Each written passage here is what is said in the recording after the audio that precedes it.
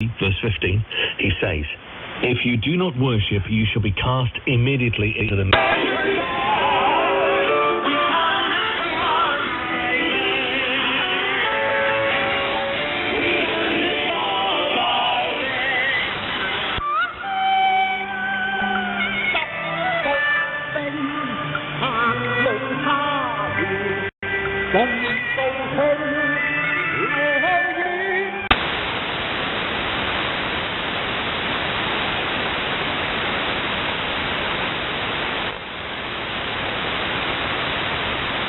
Dan miedo, pero nada está más alejado de la realidad. No es tanto por un hecho biológico, sino porque tal vez el mismo humano lo trataría diferente en base a sus perjuicios. Otro mito es que las personas clonadas pueden ser usadas para donar órganos. No hay ningún tipo de ley en la mayoría de los países que permita que un ser humano clonado sea utilizado únicamente para dar órganos, incluso a un familiar suyo. Una persona es una persona y tiene derechos. Hay extremos que dicen que todas las crearían en lotes y tendrían una especie de comunicación o empatía secreta. Eso es lo más cercano a la ciencia ficción que yo he escuchado en este sentido. Se considera que si se implantan más de 2 o 3 óvulos fertilizados en una mujer, uno tendría un fallo genético importante. Por lo tanto, sería casi... es, sin duda alguna, disparatada.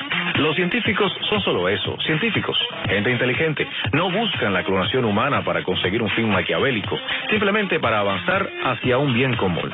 Alguno con intenciones oscuras habrá, pero no es una generalización. Otro estigma... So have a great day. Maybe I'll catch you on 40 sometime today if you're around and stuff there, and we'll talk again there. Have a good Randall. Have a good nip. WV8RKL, N8DPF. N8DPF. N8DPF, Don, down there in West Virginia. Sure appreciate everything you do there, Don. Yeah, you might just, word from advice for one hand. Another, and just up there, Don. I don't know how you can do that, but that's my suggestion. Just take a little break there, Don. Sure appreciate you jumping in here and taking the time out, made time to check in with me. Greatly appreciated, buddy. And want to thank you again for the trip up there to Xenia. Fantastic time. Good memories. And sure appreciate it. Don, I'll set up. We'll break with you. And I'm looking for TBT suffix. Come on in. WB8RKL, Whiskey Bravo 2 Tango, Bravo Tango. Name is Ed, and we're camper portable near Rochester, New York. How copy? Over. Well, I copy you at about a 5x7 to a 5'9" on your highest peak there, Ed. You say you're portable up there. I'll make a note of that, /portable. And my goodness, yeah, good signal, good audio. And what are you portable? You in a park or just, a cabin or something over? I'm camper portable. A little place called Red Twilight on the Erie, overlooking the historic Erie Canal here just east of Rochester, New York. My home QTH is out of Savannah, Georgia, but I'm back up here in New York visiting family and friends. And oh, by the way, I heard Corky on ground wave. I'm about, probably 70 miles north of you. And Corky and I used to be next door neighbors in Cuba, New York. So I don't know if Corky's still on or not, but Corky, if you're listening, I'll wave a hand and we can get together while I'm up here. I'll be in New York for about 2 months. Oh, by the way, I seem to recall or remember your call from the 70-year Chew. I was master of ceremonies on the Chew on Fridays from 10 to 11. Back there in 2005, 2006, 2007. 우리 ATW에 말씀하셨는데 여기는 한 이틀 동안 굉장히 심했었어요. Definitely hurting on their wheat crop, so that'll be real good. have that come in? Well, you know, we had him, well, since the time he could, you know, leave his mother, you know, we had him for just shy of 16 years, man. He was like our little kid. Yeah, I'll tell you what, Paul, that's the way I was broke up that day. I'll tell you what, and I was a bubbling idiot. I couldn't help it. I mean, I bawled like a baby. Well, that makes two of us. Yeah, I posted some pictures on Rumble, Bill. It's, he was 5 weeks in the picture with Penny, and then the one where he's on the porch, I think he was right around 12 weeks. Yeah, he's a cute dog. Well, he's smart. He's a Weisenheimer, too. But, yeah, today when he gets home, I gotta figure out how to hold him down and do his nails. I gotta do his nails. They got a sling they sell on Amazon for $23. You can put his forelegs in there, and you can hang him from like the clothesline, you know what I mean, or just hang him in the air, and then you can do his nails without him fighting you. Yeah, we always, ours didn't like it, our golden retrievers, so what I would do, like the front of the dog, I would put my arm in between his legs, and I would grab one of his paws and pick it up, and then press his body against it. They don't like to be off balance, and she let me do it that way, and I'd do the back legs the same way. Yeah, he gets all wiry, like he's like a fish out of water when he doesn't want to be confirmed, help like that. But I think the sling will work because he ain't going to have no choice. He can sit there and bark all he wants and move his head, but he ain't going to be able to push off with his feet. And I could just sit down in front of him and do his nails. Yeah, everybody's like, oh, then don't use the grinder. Yeah, it's not the noise of the grinder. It's when it touches his nail. I guess it tickles, so he pulls back and he doesn't like it. But I don't like using them clippers because some clippers sometimes, man, you hit that nerve and forget about it. It'll never go near it.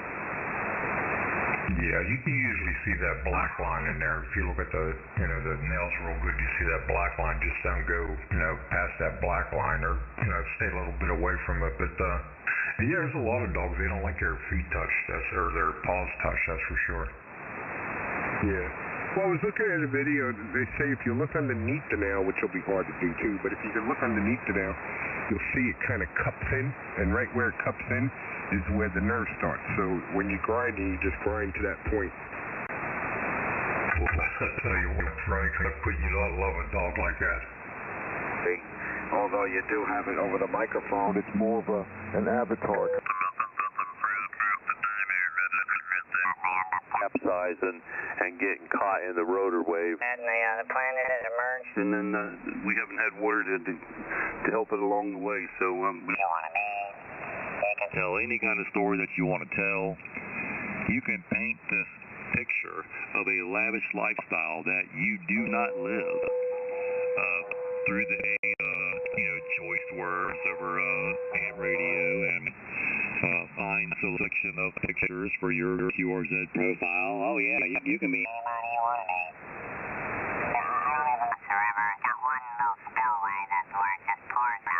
pretty rugged, a lot of standing wave and stuff. But if you get close to it, like within, depends on the level of the river, but you get close to it. You can put a lot of audio equipment and everything else. And you could, think of yourself as a broadcasting station. And some of these guys, who have a lot of very super stations are just the impish kind of individuals you're talking about. But, this is a fantasy world. This is somewhat of a fantasy world. Everybody has what makes it better? What makes it even better is that it's believed. I just have a lot of fun talking to people, and as such, I'm not a net guy. I found out very early on that I don't care for nets or any of that stuff. I don't collect awards or certificates for making coupons for how many states. I don't keep track. I don't keep a log. I just have fun. I try to have fun for an hour a day sometimes a little bit more, most of the times a little less. And it's enjoyable. I find this frequency to be very enlightening in a lot of ways. KC2QIM. Yeah, it's a very, very, it's an abundant amount of gullible operators here too. Very gullible. Damn near believe anything you tell them over the air. KK4SIJ.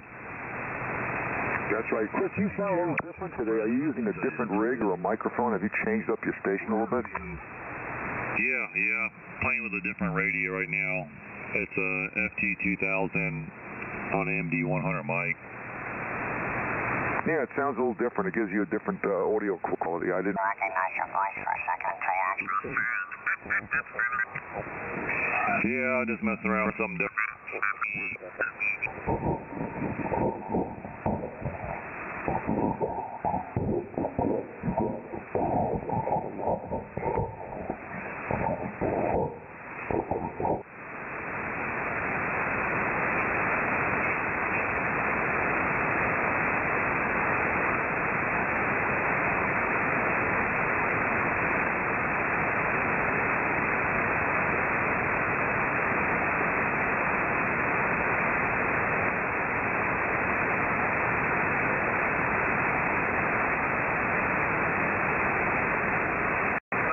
KCW로 이렇게 확인을 해봤는데 부스턴 쪽으로는 안 들어오더라고요. 그하고 저기 그 시카고 밑에 쪽으로는 이렇게 들어오는데 그래서 아마 You're up next, and Mike, you're on standby. Come on in, Whiskey 4, Mike, Juliet.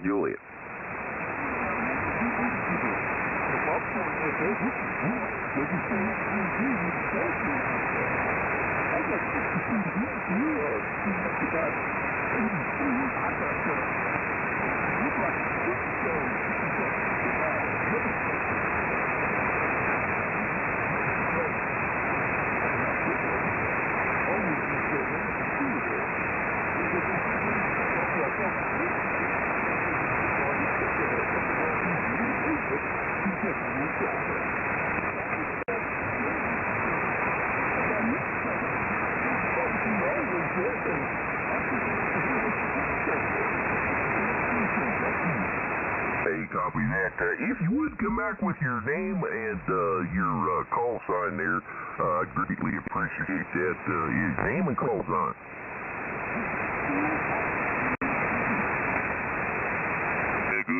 에다가 신고를 많이 한 모양입니다. 그랬더니 이게 그 카나다에서 이렇게 돼서 이렇게 나는 냄새니까 걱정하지 말아라. What you get? We got a lot, I tell you. We had each had a meal, and I bought a couple extra quarts of wonton soup, and what else I get? I guess that's it. And that's it. First cup of coffee. Yeah, I'm gonna get another one, guys. I'll be right back. W4DM. Good morning, Art. Good morning, Art/Barry White. Yeah. Sing to me. No, I better not. Frank, I was starting to reach for the buttons on my shirt. Yeah, Bill's gonna walk around naked. Oh, jeez. And that's a sight you don't want to see. Thank God you're at home. Hey, Bill, you didn't get a great big dog, did you? Springer Spaniel. It's like a medium-sized dog. It's not real big, but it's not a small dog. You know, you don't want one of them dogs when you're sitting on the couch and they jump in your lap and they crush your junk. Oh, I'll tell you what, there, Paul. When I had our golden retrievers last one, I'd get on the lazy boy, and that dog thought it was a lap dog, and that thing weighed every bit of 80 pounds. It about crushed me. You know, that's what I like about little dogs. They can jump up there and they don't hurt nothing. Yeah, I gotta laugh because it brings back memories. I'd be on that recliner and that dog would crawl up there and he'd get comfortable and then all of a sudden my wife said, yeah, I looked over and they're both sleeping. Mine's a little fat turd. I can't get her. I gotta get her stairs to get up to the We're beside that bed so we could get up on it. Yeah, these dogs, it's like little pot-belly pigs.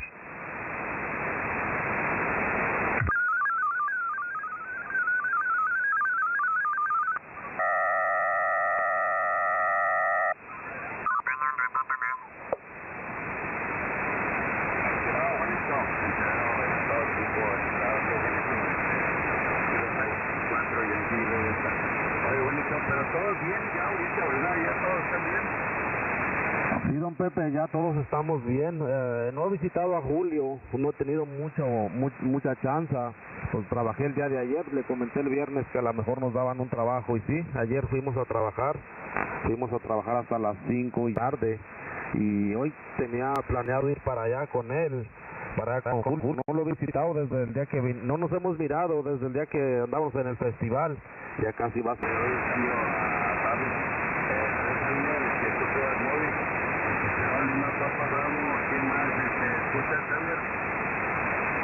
Órale, don Pepe, bueno, qué bueno que me pasó el cambio. Yo voy a aprovechar para retirarme. Voy a ir alistando el desayuno, perdón, más bien ir viendo dónde voy a desayunar. Y porque empecé muy temprano, muy temprano. Ya tengo 4 horas de que empecé a manejar y pues ya hace hambre. Así que más ratito a ver si los alcanzo, regreso. Pero aquí adelantito, parece que aquí hay donde, entonces voy a aprovechar para desayunar donde doctor en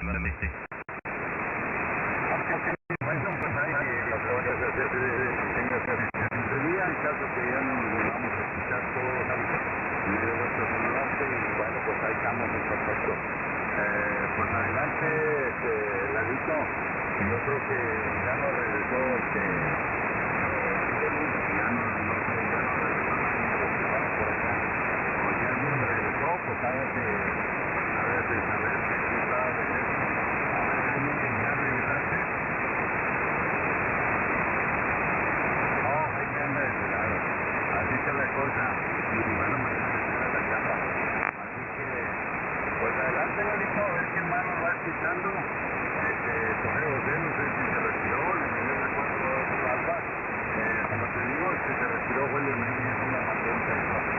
Así que los demás amigos, pues ya digamos, ya que reportan la gente que no nos así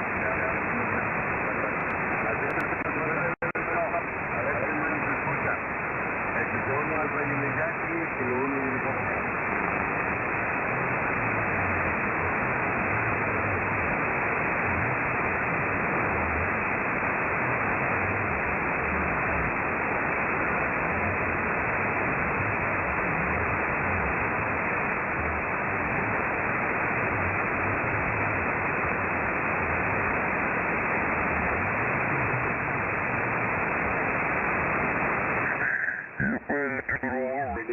Every year I inventory everything, and anything I don't need is not sentimental, out to the garbage it goes. So over to you, Dave, KZ8T, on our 800. All right, well, I was kind of busy yesterday too, but nothing very important. I went back and trimmed a little more brush. I was actually trying to clear a lane back to my deer stand so that I could see the deer coming across from a different direction there through all that brush. And I cut some stuff by hand. I bought one of those pull chainsaws, electric pull chainsaw. It'll reach 15 feet, I guess. It comes in 3 sections. I think that always have to use 2 of them, so 10 feet and 15 feet. And that's a little bit heavy and awkward, so probably won't do a whole lot of using the 15-foot sections. But use that to trim limbs off that were in the field of view, and then the chainsaw to cut a few saplings down, and then just drove the tractor through there and mowed down a bunch of briars and brush. I noticed I had been noticing blackberries in bloom back there. I thought I might go back and pick some blackberries this year. I noticed all those blooms looked dried and brown yesterday. I don't know if that's just because they're done blooming and the blooms are falling off, or if it's been so dry that they're falling off. They're supposed to have some rain this afternoon, like I think Bob said. My little thing there says, doesn't say what time, it just says in the afternoon. So, and again in the morning, 70% chance, high of 82 and 70% chance of rain today. And go ahead, or W9DJ. Yeah, I'm here, but I don't have my amplifier on. I've been moving cables around yesterday, and apparently I disconnected something in all of my work. Anyway, well, good morning, Larry. Good morning, Ron. We have like the real clouds in the sky today. Maybe rain is coming finally, and everybody is so happy. Yeah, go ahead, W9DJ. Okay, real fine, Aura. Well, it's a sunny day here on the East Coast, so looks like it's going to be a nice day. We're going to have at least my granddaughter's got a pool party for her birthday, so we're going to take a run over there and say hi to her and wish her a happy birthday and give her a gift. So that's what's on the schedule for today. Yesterday, my oldest son and wife and the two twins, they came over. We had a nice day with them, and boy, I tell you, two little boys, they can sure turn a house upside down. So we really had a lot of stuff they got into. So that was fun watching them and watching them play. You know, and they get themselves into everything, no doubt about it. Oh well, what can one do? So far, no Boston Charlie. We know Clarksville Charlie is streaming today, so he's doing his duty at the church. So I don't know whether what time that is, whether he's going to join us a little bit later or not. Probably not. But at any rate, so there one goes. By the way, Ron, you're doing beautiful today. Plus 10 over. Wow. Big solid signal. Or you're up around S6, S7, even though you're barefoot. So still got a nice strong signal, even with the amplifier. Go ahead, Ron. W2RD with a pause, hopefully, for Quint, W83K, okay? Well, nothing heard here, so, you know. Yeah, Aura, you're perfectly copyable here. You're about an S7, like I said, with an S2 noise level, so I don't know. Whatever antenna you're using seems to work pretty good. So, not too much new here. What is new? Yeah, you know, the car dealer was supposed to call me about my rental. And, of course, they never got back to me. You know, they promised me a rental, but or a loaner, not a rental, but a loaner. And I guess they were too busy to call me back. What else is new? So that's never a good sign. Oh, well. Anyway, good thing I really don't need a car. Unbelievable, you know, how difficult it is. Well, you know.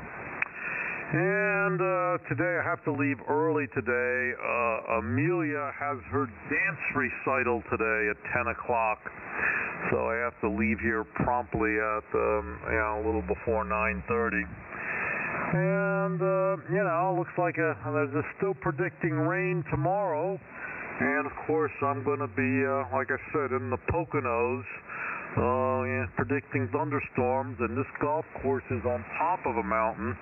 And it's a little difficult because you're going up and down the mountain. So, you know, sometimes you hit up to the top of the mountain. Ed, it's your turn. Please come in from the other side of the room. Yeah. Well, I'm doing knee exercises, Tim. So it takes me all around the man cave here. But all's good. Good to hear Joe in there. And I got a 5-element Mako. Run my AL1500 up there and my 7200. It works pretty damn good. Capacidad del dedo para recibir y visualizar tejido. Man, it just kicks ass.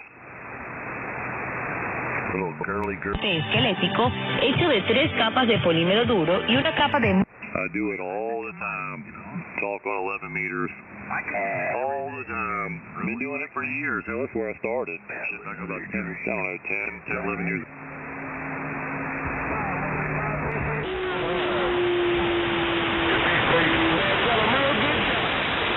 A dispositivos electrónicos. I'm gone. 10-7. I just wonder what I won't fix. Praise Jesus. Bye.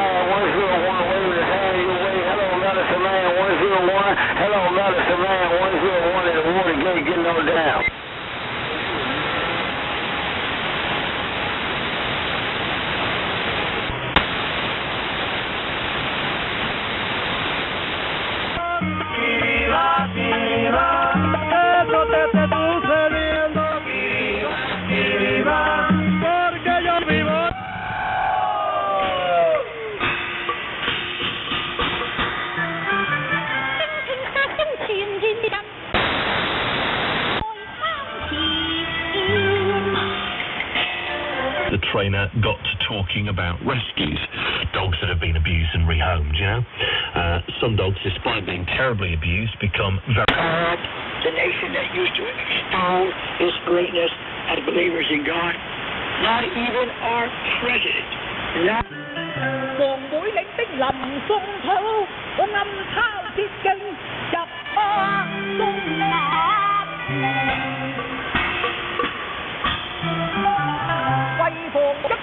Acknowledge that the United States is a Christian nation any longer. Given the increasing diversity of America's population, the dangers of sectarianism are greater than ever. Whatever we once were, we are no longer a Christian nation, at least not just. We are also a Jewish nation, a Muslim nation, and a Buddhist nation, and a Hindu nation, and a nation of non-believers. And even if we did have only Christians in our midst, if we expelled... I'll more to listen to the rest of his mockery against Christ and Christians. But you hear very clearly, Mr. Obama says, we are no longer a Christian nation.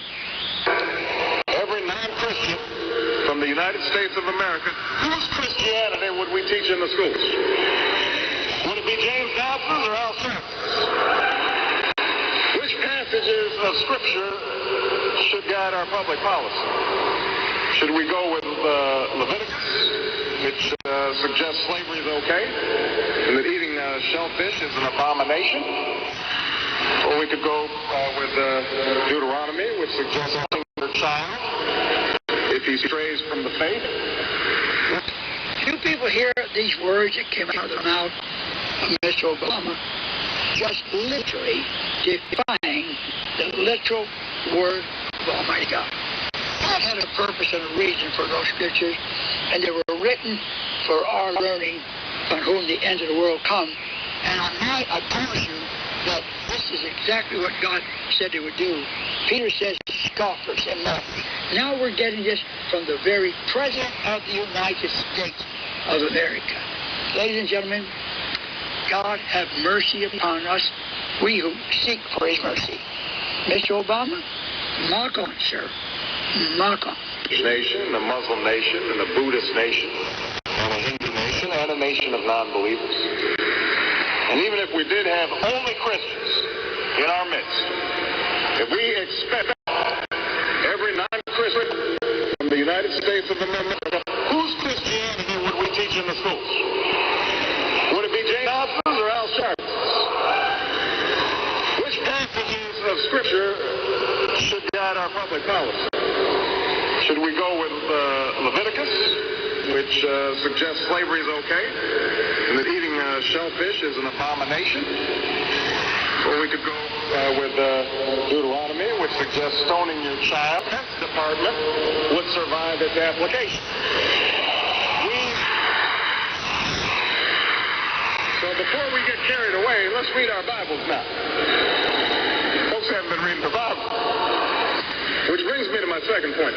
Democracy demands that the religiously motivated translate their concerns into universal rather than religion-specific values. What do I mean by this? It requires that their proposals be subject to argument and amenable to reason. Now, I may be opposed to abortion for religious reasons, to take one example, but if I seek to pass a law banning the practice, I can't simply point to the teachings of my church or invoke God's will. I have to explain why abortion violates some principle that is accessible to people of all faiths, including those with no faith at all. Now, this is going to be difficult for some who believe in the inerrancy of the Bible, as many evangelicals do. But in a pluralistic society, we have no choice. Politics depends on our ability to persuade each other of common aims based on a common reality. It involves compromise, the art of what's possible.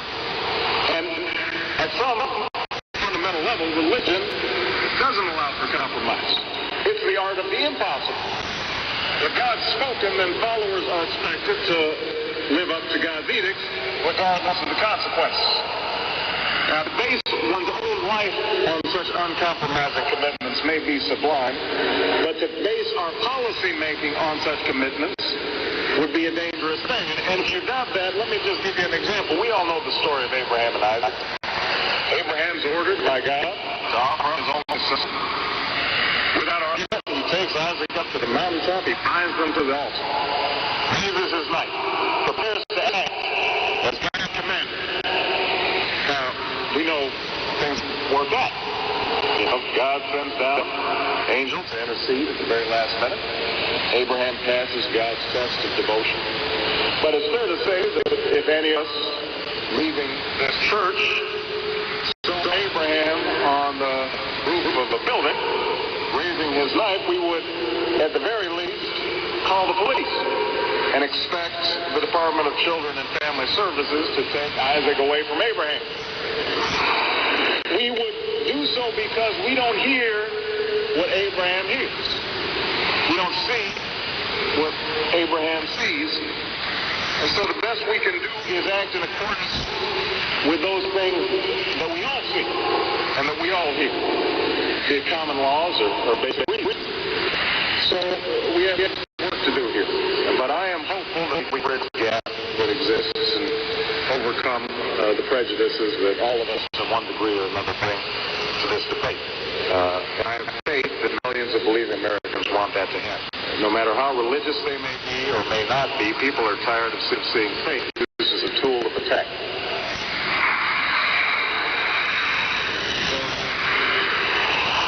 They don't want faith used to belittle or to divide, because in the end, that's not how they think about faith in their own lives. You see, my friend, not one remark did he make against the Quran or the Buddhist theology. Every remark was against the Most High God, the Holy Bible, the Christian faith. Isn't that amazing? You talk about anti-Christ. You talk about anti-God. There you see a profoundness coming from the mouth of the free nation. Now, God told me by the time we're in the tribulation, the United States would be a non-entity. Our claim as a Christian nation, our morality, our integrity will be gone. You cannot agree that that is what happened, and that is what's happening. 1903 to 1950, George Orwell wrote, if you want a vision of the future, imagine a boot stamping on a Union place. While they are continued to be kept in a state of near total ignorance by their propaganda media, the American people have no idea that as their heads are filled with celebrity stories and sports and pleasure, the most basic of human rights, are now being suspended from the... Muéstrame por culpa de quién no puedes viajar sin preocupaciones. Muéstrame por culpa de quién no puedes viajar. Muéstrame por culpa de quién no puedes viajar sin preocupaciones. Muéstrame por culpa de quién no puedes... Now, do you understand that? For a long time, they were supposed to provide you counsel, legal counsel, before they... Muéstrame por culpa de quién no puedes viajar. A U.S. federal appeals court ruled in the upholding of Chicago's strict gun ban. Muéstrame por culpa de quién no puedes viajar sin preocupaciones. Of the Bill of Rights protected American citizens' right to own guns. The Supreme Court does not apply to U.S. states or cities now. Otherwise known as Washington. Even worse, for those Americans still thinking they have gun rights, is that Obama pick for Supreme Court. So now Sonia Sotomayor was part of an appeals court panel in New York that reached a similar conclusion in January upon hearing her reaching the 9-9 Supreme Court will become the pivotal vote in overturning the American people's right to own guns forever. The United States is coming down. On July 15, 2008, the Court of Appeals for the Fourth Circuit ruled by 5 votes to 4 in the case of Almeria versus Castilla that the American president can arrest U.S. citizens and legal residents inside the United States and imprison them indefinitely without charge or trial based solely on... Esto es el modelo, no es... Esto es el modelo.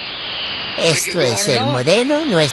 Giving you example after example what's been happening while most Americans are trying to economic turnaround and they're asleep, so it's taking place. We're going to wake up one of these days. Do you understand that by supporting human rights, constitutional rights, you are an American for sure? If you go against any of those things, you're favoring you as enemy of your own country. Propaganda media, Muéstrame por your culpa. so-called public Muéstrame. service, your elected officials, your own police forces, and even your own family, they are not your friends. They are your enemies, as they've turned us in and give us up to this time. Esto no es divertido. ¿No es divertido? Esto es peligroso. We are a divided nation Esto no es of many ethnic groups, divertido. ¿No es divertido? Esto es peligroso. A house Esto no es divided against itself. Esto no es divertido. ¿No es divertido? Esto es peligroso. Behold how great a fall it will be. One of the scriptures I use so much is, upon the earth is trust of nations with perplexity. Men's hearts is failing them for fear. As they look at those things that's coming upon the face of the whole earth. Upstate, or update, many states face worsening fiscal crisis. Living down in cutting back on the money they pay for the inmates. Creating a very, I'm sure, bad situation. Unemployment rises to 9.4. 5 years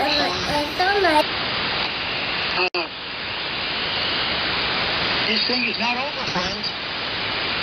Swine flu sweeps New York jail.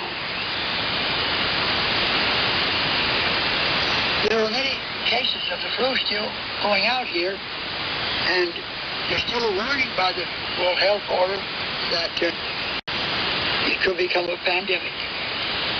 And this gospel of the kingdom shall be preached into all the world, unto every nation, as a witness unto them, testimony to them.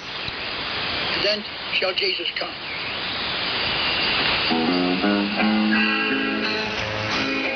There'll be joy, joy,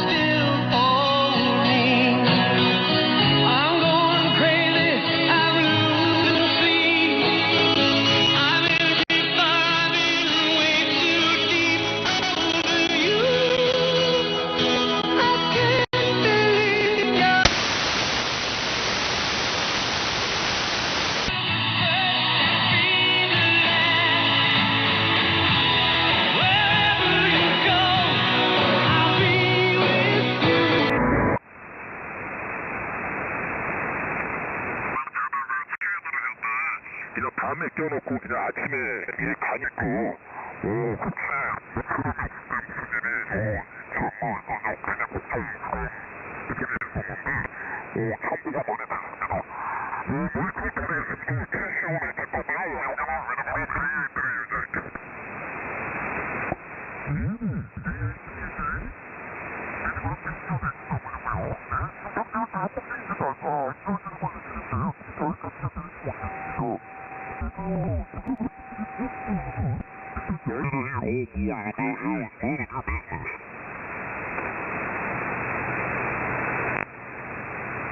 Now we're getting somewhere.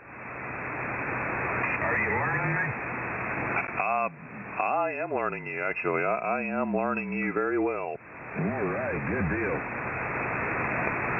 It's a pleasant Sunday, if you will, and say hello to his mom there. So, I guess that's about it. 13 million registered voters, and out of the both of them, they end up with 180 million votes. So something's wrong. Everyone, and I'll go to 3,000 outside. And he said that. He said that they're going to be watching. He said, we're watching it. Well, the algorithm was all screwed up for one thing, and it takes them 3 weeks to find out count the votes. I'm not swallowing that pill. You know what I'm saying with computers and everything nowadays. Yeah, France just had an election. He used that as an example. He said they went back to paper ballots because the mail-in ballots, there's too much corruption, so they went back to paper ballots. Everybody got to vote same day, one day, and it was counted up at night, and you had a winner and you had a loser. I've been voting ever since I've been 18 years old, and I never seen them take this long to find out who their president was. That's a crock of shit. It really is. Yeah, I mean, the tyranny is in the government. It's the communists have their hand in our government full force, really. It's like, I think China probably has a ton of money into them. I mean, already with Biden, but if Biden, if they finally get Biden on all of that, it's only going to be the tip of the iceberg. This is why they all develop stuff like weapons, state-of-the-art weapons, like right after we do, because everything's being talked about.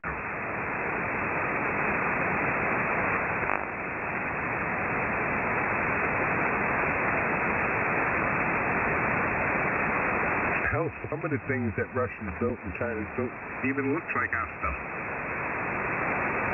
Oh, well, they got all our technology. It's Biden selling it to them. That's why it looks like ours. Well, Feinstein's gardener, Bart boy there, I forgot his name, Eric Solon. His girlfriend, 3 years. He's with her 3 years. She was a Chinese spy. Oh, Eric Swallowwell. That guy is like, he's lost all credibility, but he still tries. He's still in there. He's trying, but it's like, all I can see is him farting and holding on to a Chinese spy. Oh, he should be on the cover of Mad Magazine. He looks like that guy. I don't know her name, that lady, the representative, she's a rock star, and she's always handing it to him. Every time there's a hearing, she brings that up about the Chinese spy girlfriend. That blonde chick. Oh, yeah. Oh, Major Taylor Green or the Bobette, the black-haired girl with the glasses? No, Green, that's it, Taylor Green. Yeah, she's a pistol. She was there last night too in that Republican thing. That's going to be Trump's pick for vice president. Believe it or not, I kind of like the idea of if you're going to really bring the country together, you're going to have, and there's still Democrats out there that aren't far left. I think he should pick a Democrat one. Maybe that, what was that guy's name, Art, we were talking about the other day? Oh, boy, I'm not tracking. You said this guy knows it. No Manchin? No, he's an Indian guy. He was on CNN, and even he's right down the middle. I think he's right down the middle. He had a lot of good things to say. And Art, you turned me on to that. Oh yeah, I just had it here. Oh gosh, I'll bring it up. I know who you're talking about. Yeah, is it? anyway, this guy, he's a Democrat, but when you listen to him, he's got the same things that we all want, and it's just interesting. It'd be nice if he had somebody like that as a running mate, then I think they'll get the best of both of them. And then for sure, the other side would find it very, very difficult to cheat if at all possible. And then you can turn around and you can get the country back together, both of them. It seems like Joe Manchin's not too bad. You know, he's in West Virginia. A little double. What was that, Bill? I said Joe Manchin's not too bad of a guy, you know, for West Virginia. He said you know, he doesn't seem too bad. Yeah, I don't know. I thought he was going to be a little bit tougher on his debt ceiling thing, but it is what it is. Yeah, that's Representative Zizek. That's it. And for FUX 9 o'clock. Democrat. And for QNT. K1WIL. W4DR. I bet you Frank's playing with a puppy. Frank's still in there? Richard? Yeah, sorry, I had the volume down. I was listening to something. I thought I heard something ringing, and I'm like trying to figure out. It was coming from my computer, but I don't know where. Yeah, was that signal I seen there? It sounded like it was ringing on here, too. No, that was an Ameritron $69 pulser, some guy playing with his little toy. Okay. I heard ringing. I'm like, where the hell? I thought it was coming from my computer. All right, that makes sense. Hey, I spent $69 to get a QRM these days with my pulser. Because I don't like what they're talking about. No, have you heard Don getting a dog? Oh, yeah, I saw that. In the mail. Oh my gosh, that's hilarious. I guess hey, if it's the one day turnaround, that's how they do it. They'll deliver the crate. Never heard that. I'm curious to see how it comes out. I mean, I feel for the little guy. I mean, man, almost strangers, and then do they put him in the back of a truck? They might keep him in the front. Yeah, they have that extra cab space up there. Maybe they'll seat belt him into the passenger seat or that little fold down seat.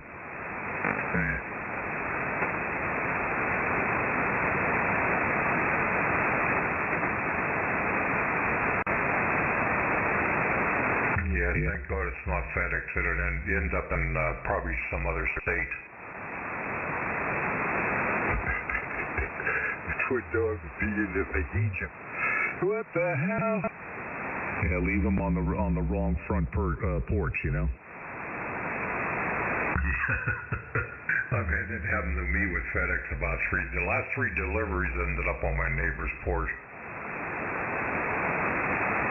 I remember that, Bill, and of course the contents. I couldn't believe it. That's what blows my mind. Knowing what was delivered, you know, anybody else hears the story. You know, it happens.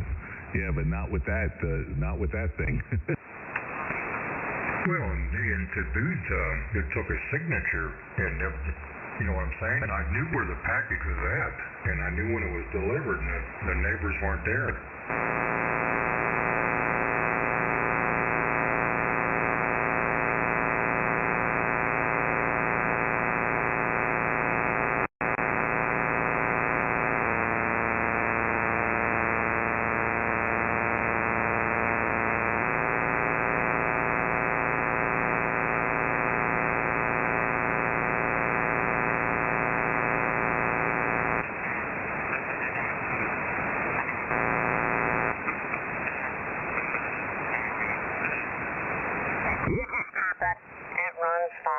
If I ever get another car, we'll you know, I mean, I'm looking for a Ford Maverick, but the ordering time doesn't come until July.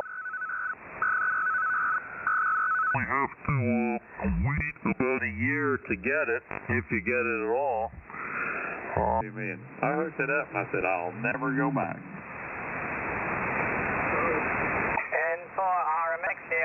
Danke, mit K4BSV, mein Freund von Raquel, sitzt neben mir und wir haben klare Himmel. Dang it, they gotta help her through that. not prepare any yummy food in front of her and all that kind of stuff.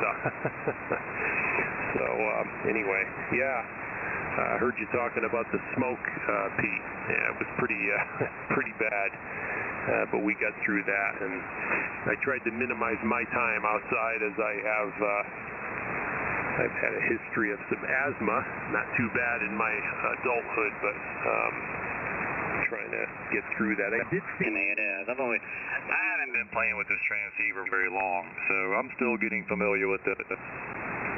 But you notice on when he's on 75 with us, and he said that was good. I mean, he comes in real strong, but you notice? KB3 is No, thank you, Bruce.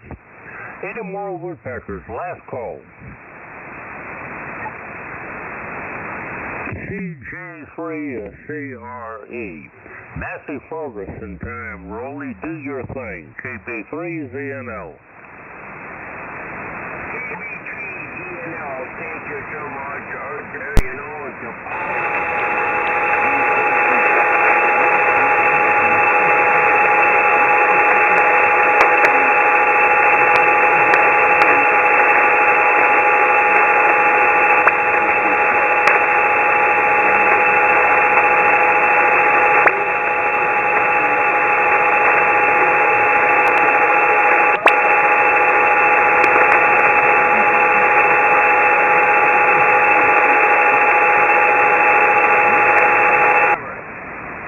You know, it's a Maple Leaf Forever, Rolly. TA3 is CRE, KB3 is ZNL. The sound is good, and we give you the cordial 73 now, and we'll throw it back to you. Bring on to Master Ferguson, and is your frequency, Rolly, KB3 ZNL.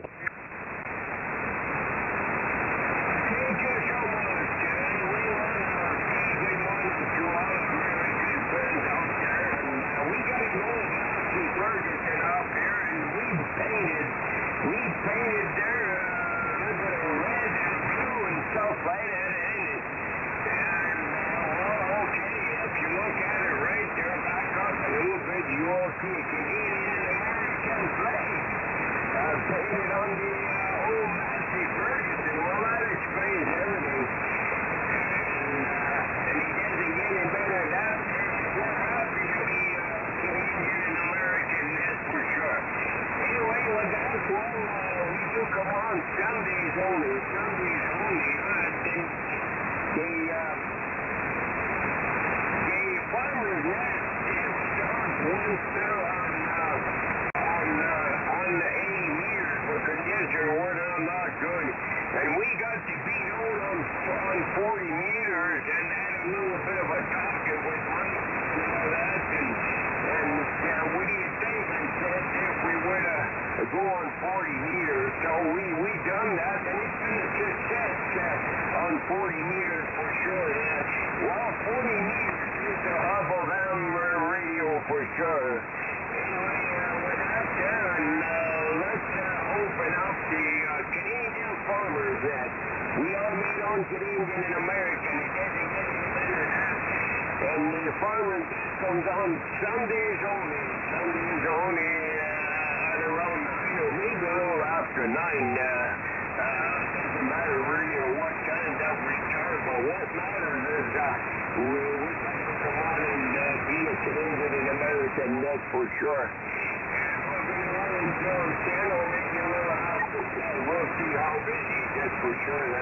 We will not be trying to do these things because that's not that we would do and stuff like this. Anyway, as far as I'm going to be looking for mobiles and portable station and everything. Another thing I do want to get across, which I do in a boat about is I want everybody to bear with me if we get any Quebec stations in there that do not speak English. Well, we will be bringing them in there and talking to them in French and English, only because it's only for everybody to know what's going on. And I'll go be repeating all that back into English again, only because it's only fair. So with that, let's open up the Farmers Nest. I'll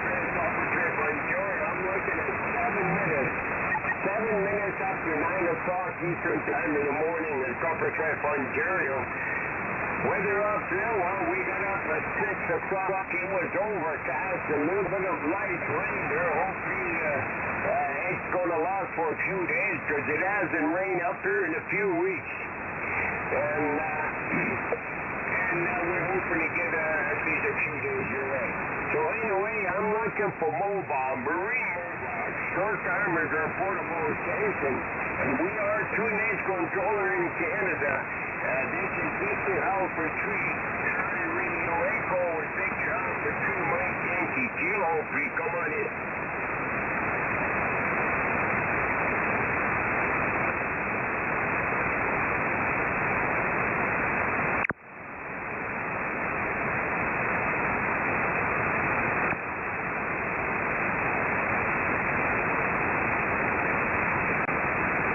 Good morning, everyone. Good morning, Joe. This is Mike Kilo Fast Track. Uniform Whiskey. Mike Kilo Fast Track. KG4, Dave Jordan. I got quite a few in there. I did get JR and Steve.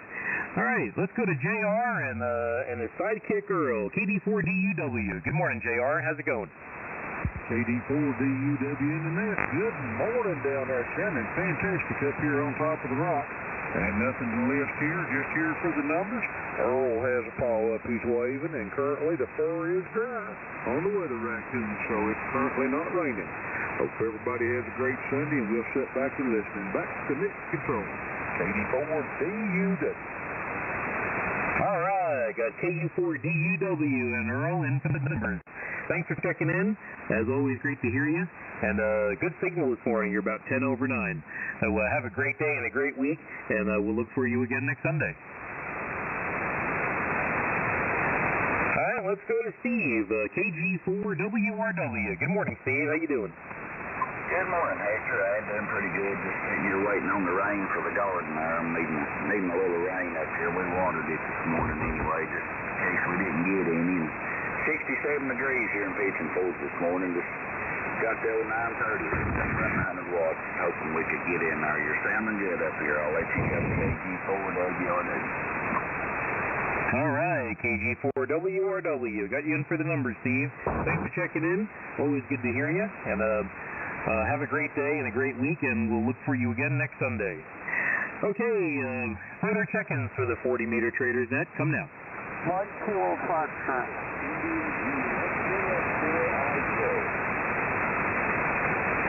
Oh boy, that's Carl. Hang on a second. Let me rotate your way.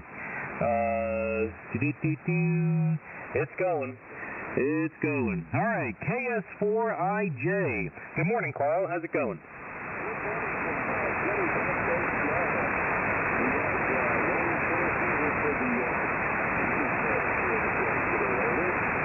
Okay, I am at the ready. Go right ahead.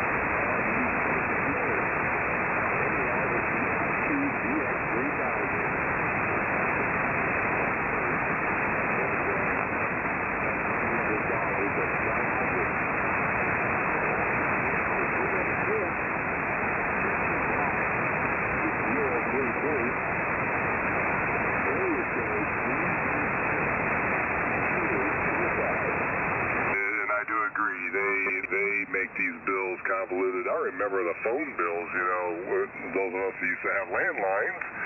I remember there was a tax on my landline bill, and it was like $2 or something, or $1.25 a month, and it turned out it was to pay off a debt for the Spanish-American War, and for some reason they tacked that onto our phone bills, over the past, when was the Spanish-American War, 1898 or something?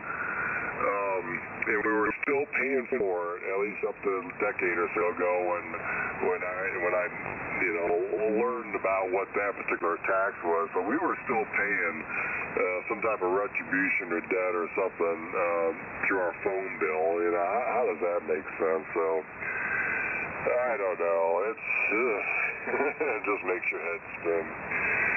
Anyway, so yeah, actually I got some solar panels up in the garage. I used to have a solar installation last year. I had a good southern view, and on the way up I bought a bunch of panels and the equipment, and now I'm generating power. I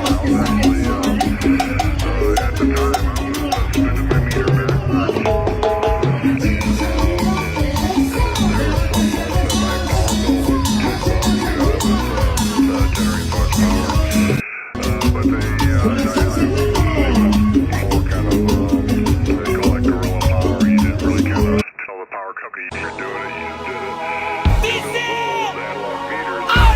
Y es ese sueño que tuve. The new meters don't do that anymore. Vengo a este lugar de pecado en Tijuana, el famoso Hong Kong.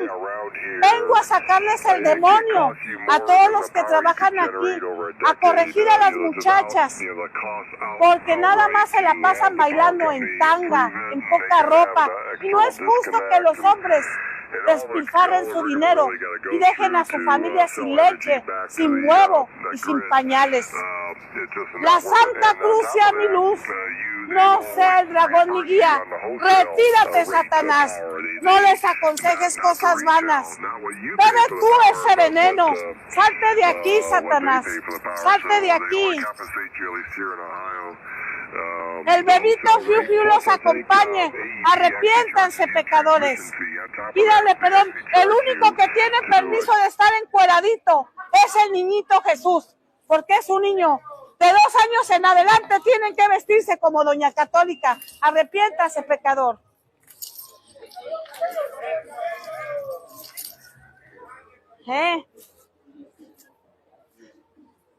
Amén. Vengo a este lugar de pecado en Tijuana, el famoso Hong Kong. Vengo a sacarles el demonio a todos los que trabajan. Vengo a este lugar de pecado en Tijuana, el famoso Hong Kong. Vengo a sacarles el demonio a todos los que trabajan aquí, a corregir a las muchachas, porque nada más se la pasan bailando en tanga, en poca ropa, y no es justo que los hombres despilfarren su dinero y dejen a su familia sin leche, sin huevo y sin pañales. La Santa Cruz sea mi luz, no sea el dragón mi guía. Retírate, Satanás, no les aconsejes cosas vanas. Bebe tú ese veneno, salte de aquí, Satanás, salte de aquí. El bebito Fiu Fiu los acompañe, arrepiéntanse, pecadores. Pídale perdón, el único que tiene permiso de estar encueradito es el niñito Jesús, porque es un niño. De 2 años en adelante tienen que vestirse como doña Católica. Arrepiéntase, pecador.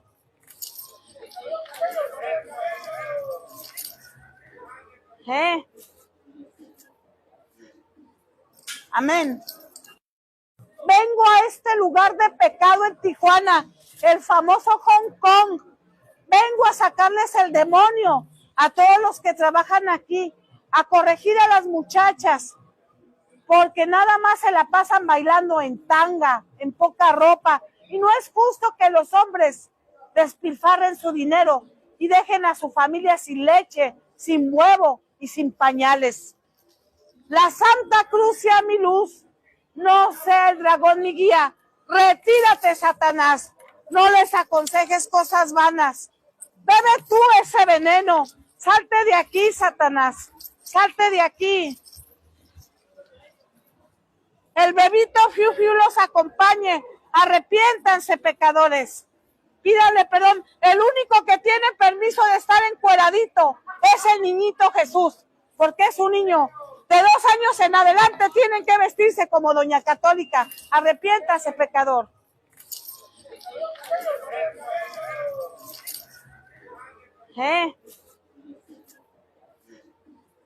Amén.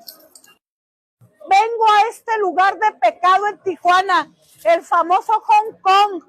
Vengo a sacarles el demonio a todos los que trabajan aquí, a corregir a las muchachas, porque nada más se la pasan bailando en tanga, en poca ropa, y no es justo que los hombres despilfarren su dinero y dejen a su familia sin leche, sin huevo y sin pañales. La Santa Cruz sea mi luz, no sea el dragón mi guía. Retírate, Satanás, no les aconsejes cosas vanas. Bebe tú ese veneno, salte de aquí, Satanás, salte de aquí. El bebito Fiu Fiu los acompañe. Arrepiéntanse, pecadores. Pídale perdón. El único que tiene permiso de estar encueradito es el niñito Jesús, porque es un niño. De 2 años en adelante tienen que vestirse como doña Católica. Arrepiéntase, pecador.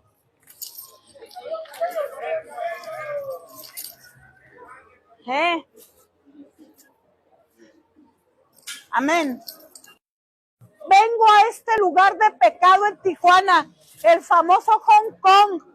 Vengo a sacarles el demonio a todos los que trabajan aquí, a corregir a las muchachas, porque nada más se la pasan bailando en tanga, en poca ropa, y no es justo que los hombres despilfarren su dinero y dejen a su familia sin leche, sin huevo y sin pañales.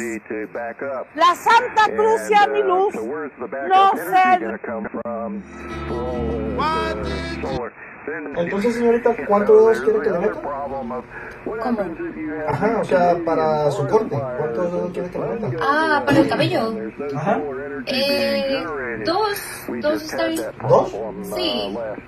Sí, 2. Es que, si me permiten una recomendación, se me hace que sí, le quedaría mejor con 3 o 4 dedos que le meta. O sea... ¿Otra cerveza, Tauri?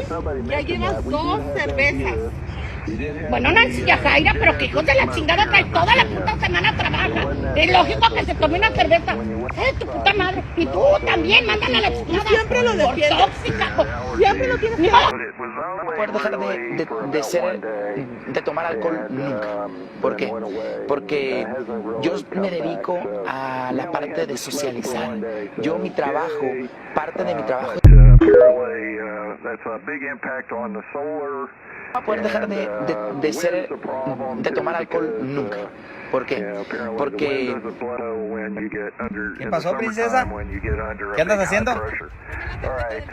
La tarjeta del banco. ¿Y para qué la tarjeta del banco? La tarjeta del banco. Carolina, pues si tú tienes la tuya. No me importa, dame la tarjeta del banco. ¿Pero para qué quieres mi tarjeta del banco? Yo tengo que echar diésel y qué tal si... No necesitas la tarjeta del banco. En la compañía te tienen que dar la tarjeta del diésel o los cheques para el diésel. Dame la tarjeta. ¿Y si le pasa algo al camión? Dame la tarjeta, de todas maneras me la vas a dar. ¿Qué estás alegando? Dámela. Chingado contigo. Ya que yo ya te puse dinero para que te tomes tu café o compres lo que... El hombre que ha estado soltero por mucho tiempo, no le importa estar solo, no le importa comer solo, no le importa hacer sus cosas solo. Él ya ha pasado por mucha y se ha hecho más fuerte. Y no está para juego de niños. El hombre que le gusta que la mujer se le suba arriba es porque le gusta que lo viole.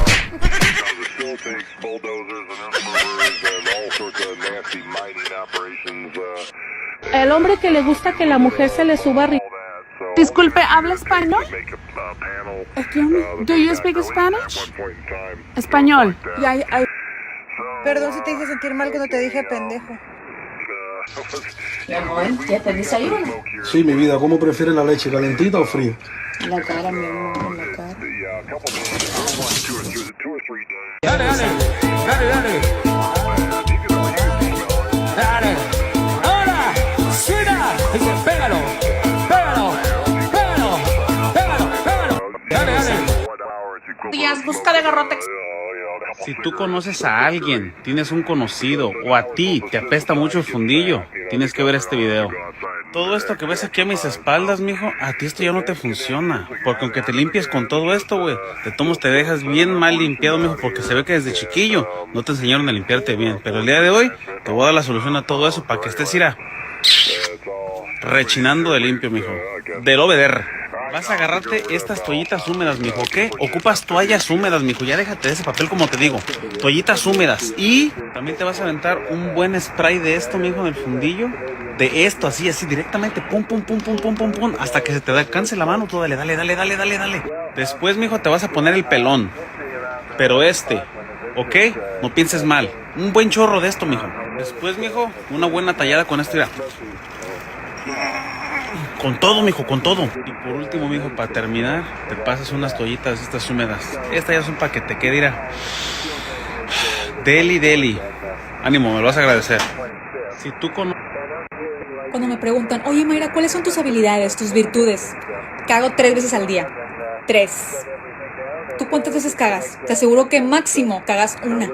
Hoy te voy a enseñar la rutina para cagar 3 veces al día. Así como hay del gym, hay una rutina para cagar. Yo sé que ya lo han escuchado un montón de veces, pero es que hay mucha gente que no dimensiona todo lo que te puede traer el tomar 2 litros de agua al día. Pero no nada más es tomártelas así a lo pendejo. Tiene su chiste y te voy a decir cómo te la debes de tomar. Al comenzar tu mañana te vas a tomar un cafecito bien cargado, no de agua de calcetín. Te lo vas a tomar y justo después del café te tomas agua. A lo mejor la mitad de un bote de 500 mililitros, pero tómate el agua justo después de tomarte el café. Y cagas porque cagas. Ahora en las comidas. Y esto es muy importante porque mucha gente, yo he visto que toman agua o toman el líquido antes de comer. O toman agua y líquido mientras están comiendo. Yo siempre me tomo el líquido al final de cada comida. Si no, pregúntale a tu nutriólogo en qué momento es mejor tomarte el agua o el líquido. Te va a decir que al final porque haces mejor la digestión. Si vas a acompañar tu comida con coca porque pues ya la cagaste, pues te tomas la coca y al final como quiera te tomas el agua. Y tienen que ser 2 litros porque hay mucha gente que dice, ay sí, yo tomo mucha agua. Y al final se terminan tomando nada más como 1 litro máximo. Les digo porque a mí me pasaba, yo según tomaba mucha agua cuando realmente nada más me estaba tomando 2 botellas de 500 mililitros, o sea, cuando me preguntan, oye Mayra, ¿cuáles son tus habilidades, tus virtudes? Mi mejor amiga y yo vamos a acabar juntas de... Escucha esto. Hay 3 pasos para que una mujer se te vaya de tu vida, ¿sí saben? Compañeras, hay 3 pasos para que un hombre haga para que ustedes se vayan de nuestra vida, ¿sí saben cuáles son? ¿Saben cuáles crees que son esos 3 pasos? Para que una mujer se vaya de la vida de un hombre. ¿Cuál? Uno, a ver. No es cierto. 3 pasos para que una mujer se vaya a la verga rápido de tu vida. Sincero, fiel, trátala como jamás nadie la ha tratado en la vida. No aguanta la verga y se va de tu vida. Te lo juro por Dios. A través de lo vivido. Si se cree que es todo lo contrario, ¿a poco ya dejaste al güey que te fue infiel? ¿A poco ya dejaste al güey que te trata mal? Poco. Escucha esto. Hay 3 pasos para que una mujer se te vaya de tu vida, ¿sí saben? Compañeras, hay 3 pasos para que un hombre haga para que ustedes se vayan de nuestra vida, ¿sí saben cuáles son? ¿Saben cuáles crees que son esos 3 pasos? Para que una mujer se vaya de la vida de un hombre. ¿Cuál? Uno, a ver. No es cierto. 3 pasos para que una mujer se vaya a la verga rápido de tu vida. Sincero, fiel, trátala como jamás nadie la ha tratado en la vida. No aguanta la verga y se va de tu vida. Te lo juro por Dios. A través de lo vivido. Si se cree que es todo lo contrario, ¿a poco ya dejaste al güey que te fue infiel? ¿A poco ya dejaste al güey que te trata mal? Poco. Escucha esto. Hay 3 pasos para que una mujer se te vaya de tu vida, ¿sí saben? Entonces ya sabemos que el espermatozoide tiene glucosa. ¿Alguno de ustedes tiene alguna pregunta? Si tienen alguna pregunta, levanten la mano, por favor. Dime. O sea, usted me está diciendo que los espermatozoides ¿Tienen azúcar? Se podría decir que sí. Pero si ni siquiera saben ¿Cómo dijiste? Olvidé lo que dije. Entonces ya sabemos que el espermatozoide tiene glucosa. ¿Alguna? ¿Te pica mucho el ano, pero solo por las noches? Pues si es así, el día de hoy te traigo una maravillosa idea. Te vas a poner acrílico en tus uñas y con un esmeril le vas a dar la siguiente forma. Luego vas a pulir un poco y vas a agregar el color de tu preferencia. De esta manera tendrás un fabuloso peine que no solo te servirá para peinar tus muñecas, sino también para rascarte el ano. ¿Te pica mucho el ano, pero solo por las noches? Pues sí.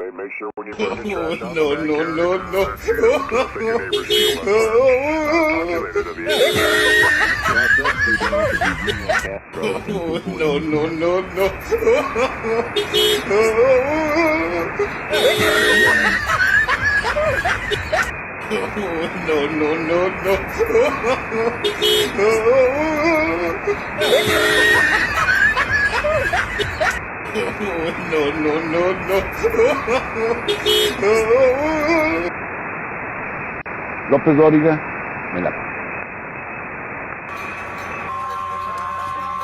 Detenidos. Entidades no gubernamentales contabilizaron centenares de arrestos y decenas de desaparecidos. Sergeant. It's over, Bob. Give up. Oh, you know I can't do this. Nowhere to run, Agent Stone. Just like Caracas. Caracas would work if you trusted me. Oiga, ¿y usted por qué no deja que su marido se vaya con las cariñosas? ¡Dele permiso! Mire, si usted siempre anda diciendo que le duele la cabeza, déjelo que se vaya con las cariñosas, que se distraiga, que se desahogue. Y mire, no me vaya usted a salir con que esas pinches viejas cobran, porque usted también cobra. Laida Yirkis Jacinto Abad, madre de Aníbal Yaciel Palau Jacinto. Tenemos una evidencia que es un video, que es una transmisión en directo de un muchacho que estaba cerca de él. Incluso cuando lo arrestan, en el momento del arresto, mi hermano lo escuchó todo porque estaba en línea con mi hijo. Mi hermano escuchó cómo sucedió todo. Aníbal fue detenido por operativos de la dictadura cuando se manifestaba pacíficamente. Yo me puse en función de eso, tuve más de 14 horas para saber que está en una unidad para pensiones, que le dicen aquí el reclusorio de la antigua prisión del CIA, en Venezuela. Luego de visitar 3 unidades y ninguna lista de detenidos me decían que aparecía. Y la gran preocupación de nosotros era que estaba bien golpeado porque hay testigos presenciales, hay videos que lo muestran. Y que mi hijo, el teléfono estaba detenido toda la noche, le estábamos dando timbre y teníamos por su vida. Estuve más de 14 horas buscándolo. En este tiempo, hasta la policía me cuestionó cuando me vio por la calle de que yo estaba formando disturbios. Y yo en un momento me manifesté de la forma, me acerqué humildemente todo el tiempo para ver a mi hijo. El cual me negaron totalmente. No tenemos a quién acudir, no tenemos cómo defenderlo, no tenemos cómo pedir a quién acudir, ¿entiendes? Estamos atrapados por lados así ante la justicia de este país que procede así y ya tengo una respuesta y ya hay que acatarlo. Durante semanas, el régimen impidió a la familia tener comunicación con Aníbal. Tuve esta palabra Manush. Ay, mira, que a tu hijo le pusieron el Maceo de Willy. Lo conocen así como el Maceo de Willy. Si eres el Maceo de Willy, yo soy la Mariana de San José de la Sá. Porque sinceramente por la libertad de mi padre, doy todo. Después que Aníbal fue arrestado, autoridades cubanas no permitían a su abogado tener contacto con él. He pasado por muchas cosas duras y difíciles. Pero quiero decirles que ninguno me va a evitar. Las lágrimas son de enojo, las lágrimas son quizás de impotencia. Como muchas madres cubanas estaban llorando. Agentes del gobierno informaron a familiares que Aníbal estaba acusado de atentado y desorden público. Pido a mis compatriotas que sean juiciosos, que no se dejen intimidar, que no cierren los ojos ante la realidad que estamos viviendo. No tenemos voz ni voto, no tenemos derechos. Cada vez que vamos a un lugar nos responden con lo mismo, todo responde al mismo aparato, al mismo gobierno, al mismo partido.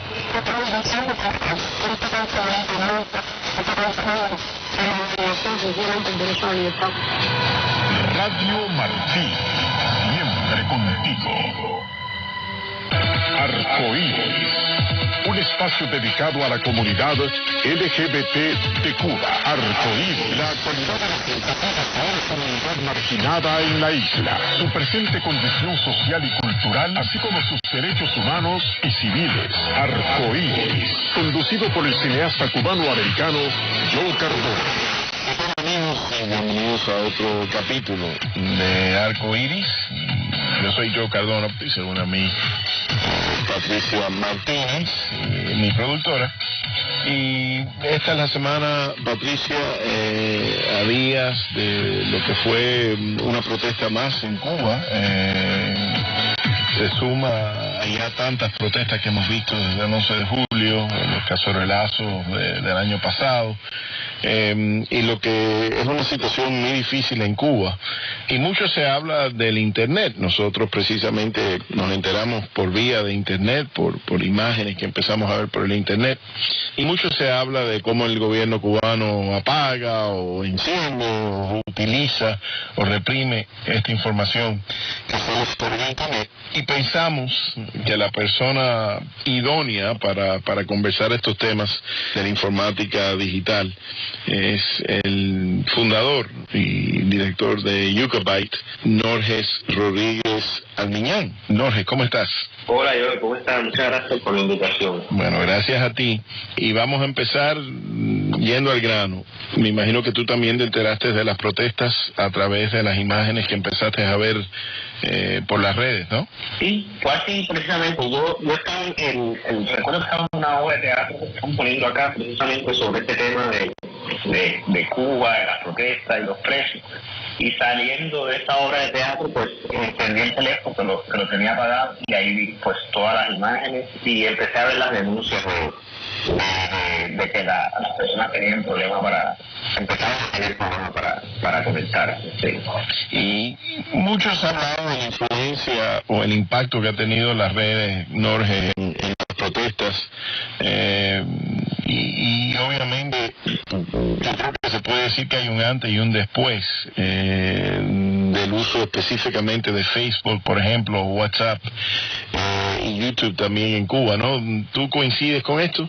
Sí, claro, mira, casualmente el día 11 se cumplió un aniversario de la marcha esta que protagonizó la comunidad el 11 de mayo de 2019. Una de las primeras protestas que se generó mediante el Internet. Yo estaba en Cuba en ese momento, fue el 11 de mayo de 2019, hace 4 años. ¿La Cuba? Sí, y solamente habían pasado digamos que unos 5 meses desde que inició el Internet de manera masiva en los teléfonos móviles en diciembre de 2018.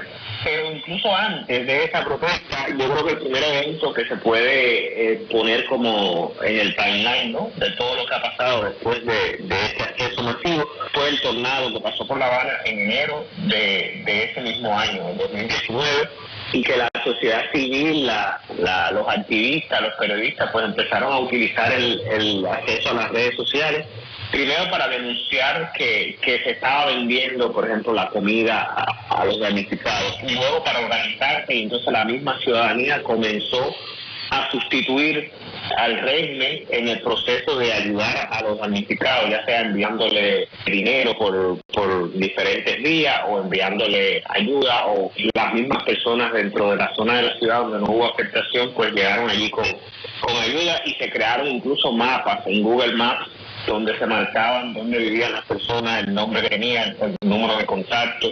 Yo creo que fue el primer evento y sucedió justo, no habían pasado 2 meses todavía que iniciara el Internet. Y ya luego, bueno, vino todo lo demás, vino lo de San Isidro, yo creo que fue un momento... Antes, perdona que te interrumpas, Norge, pero tenía esta duda. Antes de San Isidro, me acuerdo en esa época que tú describes, y pienso que fue después del 11 de mayo también, o antes del 11 de mayo, debo decir, tumbaron el ASNET en La Habana. ¿Estoy correcto? Sí, está correcto. Eso realmente ellos, antes de iniciar el tema del Internet, pues tenían claro que no podían tener una red independiente, ¿no? Que esa red realmente ellos siempre la tuvieron penetrada, ¿no? Pero la manera en la que se construyó, que era por nodos, que creaba, y eso es una de las cosas, lo que le tema un régimen totalitario, ¿no? Que las personas creen redes de apoyo o que creen tipos de asociación. Entonces, el Internet, el ciberespacio, logra que las personas se conecten entre sí. Y esta red tenía esta característica y la tenía antes de que llegara el Internet. Yo lo que creo que hicieron fue, pues, parar este tema de esta red para evitar que esta red entonces se convirtiera en una alternativa en un momento de desconexión, ¿no? Como hemos visto ahora. La idea yo creo que era principalmente que cuando apagaran el Internet, pues se apagara todo. No hubiera manera de que las personas se comunicaran entre ellos, incluso a nivel interno, ¿no? Que no hubiera ni una intranet, que no hubiera nada.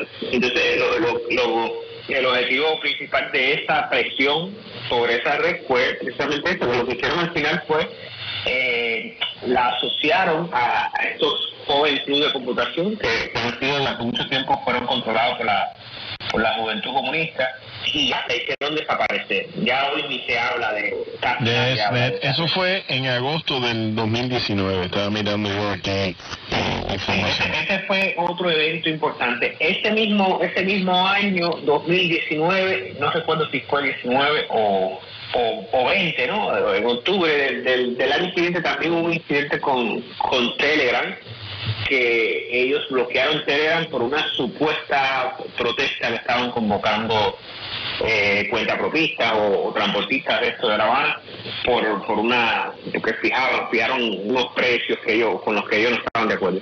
Y recuerdo que Telegram en su Twitter anunció de que el problema que tenía Telegram en Cuba no tenía que ver con ellos, que tenía que ver con el operador de telecomunicaciones, que en Cuba es uno solo, es Texas, y es controlado por el gobierno, como sabes.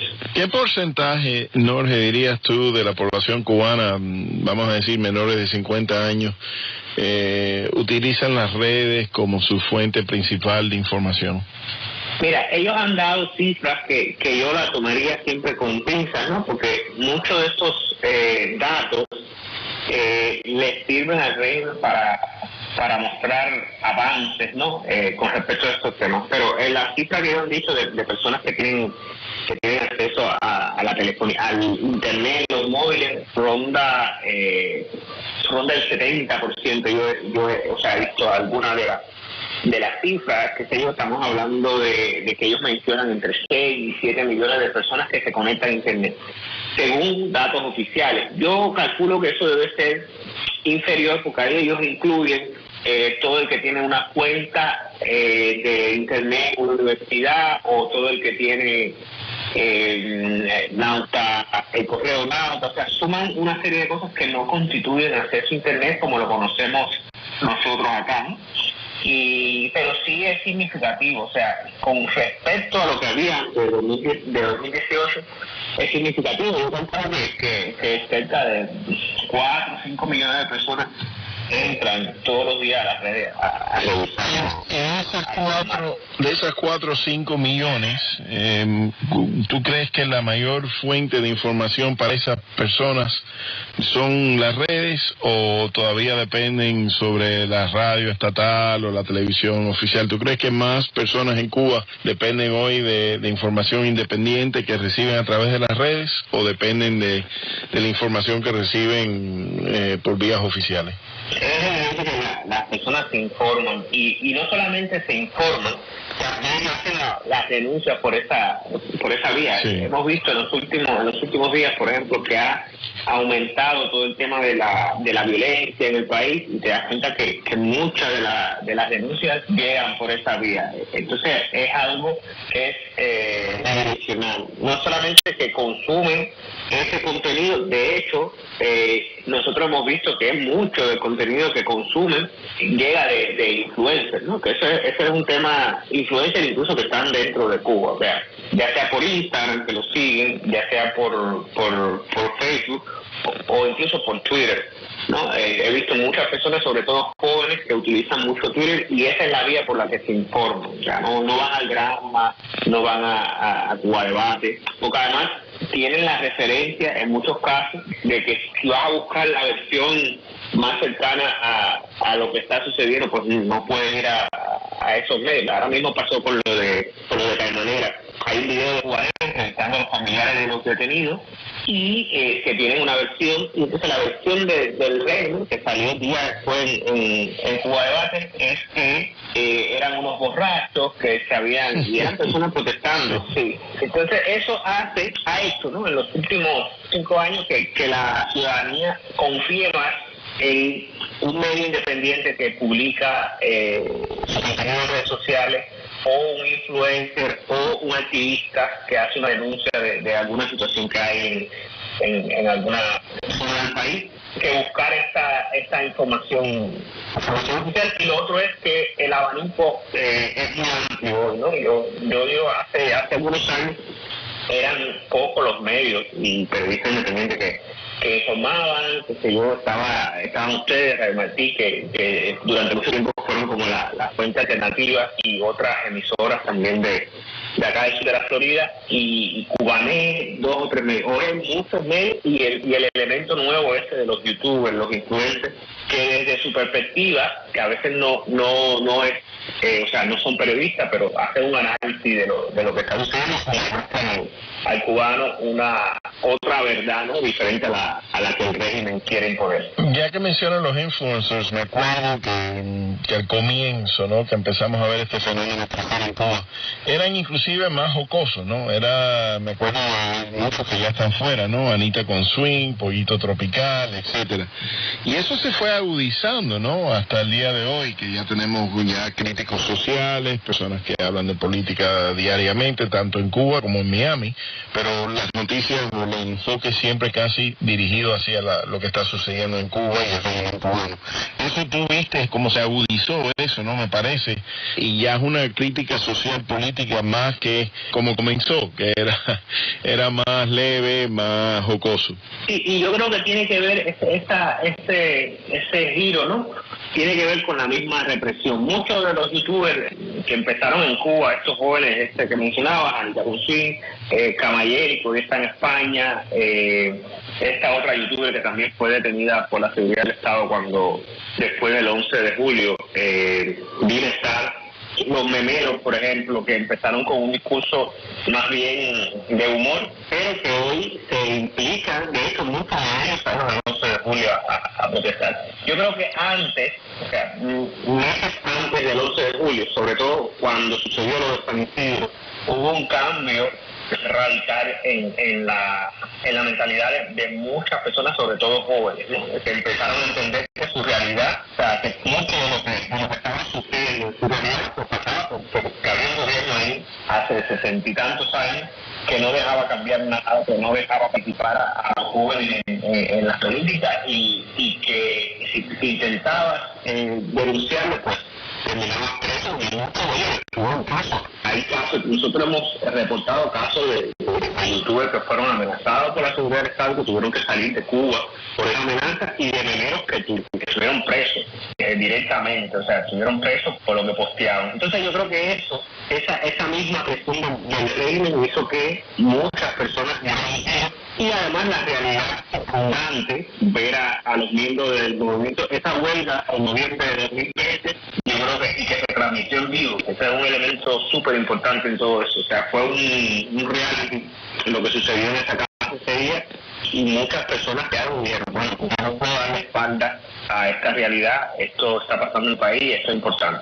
Bueno, el detonante final de eso creo que fue el 11 de julio, ¿no?, que también muchos artistas, por ejemplo, que son ídolos para muchos de esos jóvenes, pues se pronunciaron sobre ese tema. El fenómeno Patria y Vida también contribuyó a eso, ver a gente de zona, por ejemplo, que es como el grupo cubano de música urbana más famoso, ¿no?, de todos los tiempos, pues denunciando lo que estaba sucediendo en Cuba. Eso ha hecho que la maíz es un tío cambio, ¿no? Y no han podido, aunque lo han intentado, el régimen lo ha intentado, no han podido revertir eso realmente. El 11 de julio obviamente cambia la historia cubana, no solamente la historia de las redes sociales en Cuba, pero la historia cubana, diría yo. Pero ciertamente el gobierno ajustó su estrategia, ¿no?, después del 11 de julio. ¿Cómo tú ves el cambio de estrategia ese en términos de cómo controlan la red? Yo siempre siempre dije cuando me mencionaban que, bueno, el gobierno apaga las redes, mi respuesta siempre ha sido, bueno, pero es un costo económico, un saldo económico muy alto que pagan, porque las economías modernas todas funcionan a través de las redes sociales y el Internet.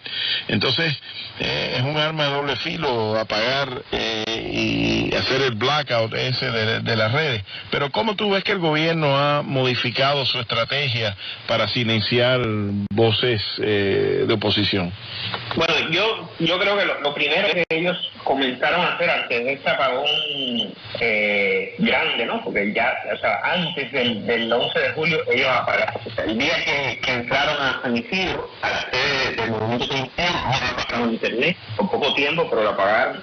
El 27 de enero de 2021, cuando los artistas fueron al Ministerio de Cultura, y que el ministro le dio un manotazo a uno de los... Y precisamente le sacó el teléfono, ¿no? Le arrebataron el teléfono, muchachos. Sí, ellos apagaron el internet. O sea, ya ellos estaban, yo calculo que cuando ellos decidieron en diciembre del 2018 poner internet, pues tenían todo esto implementado.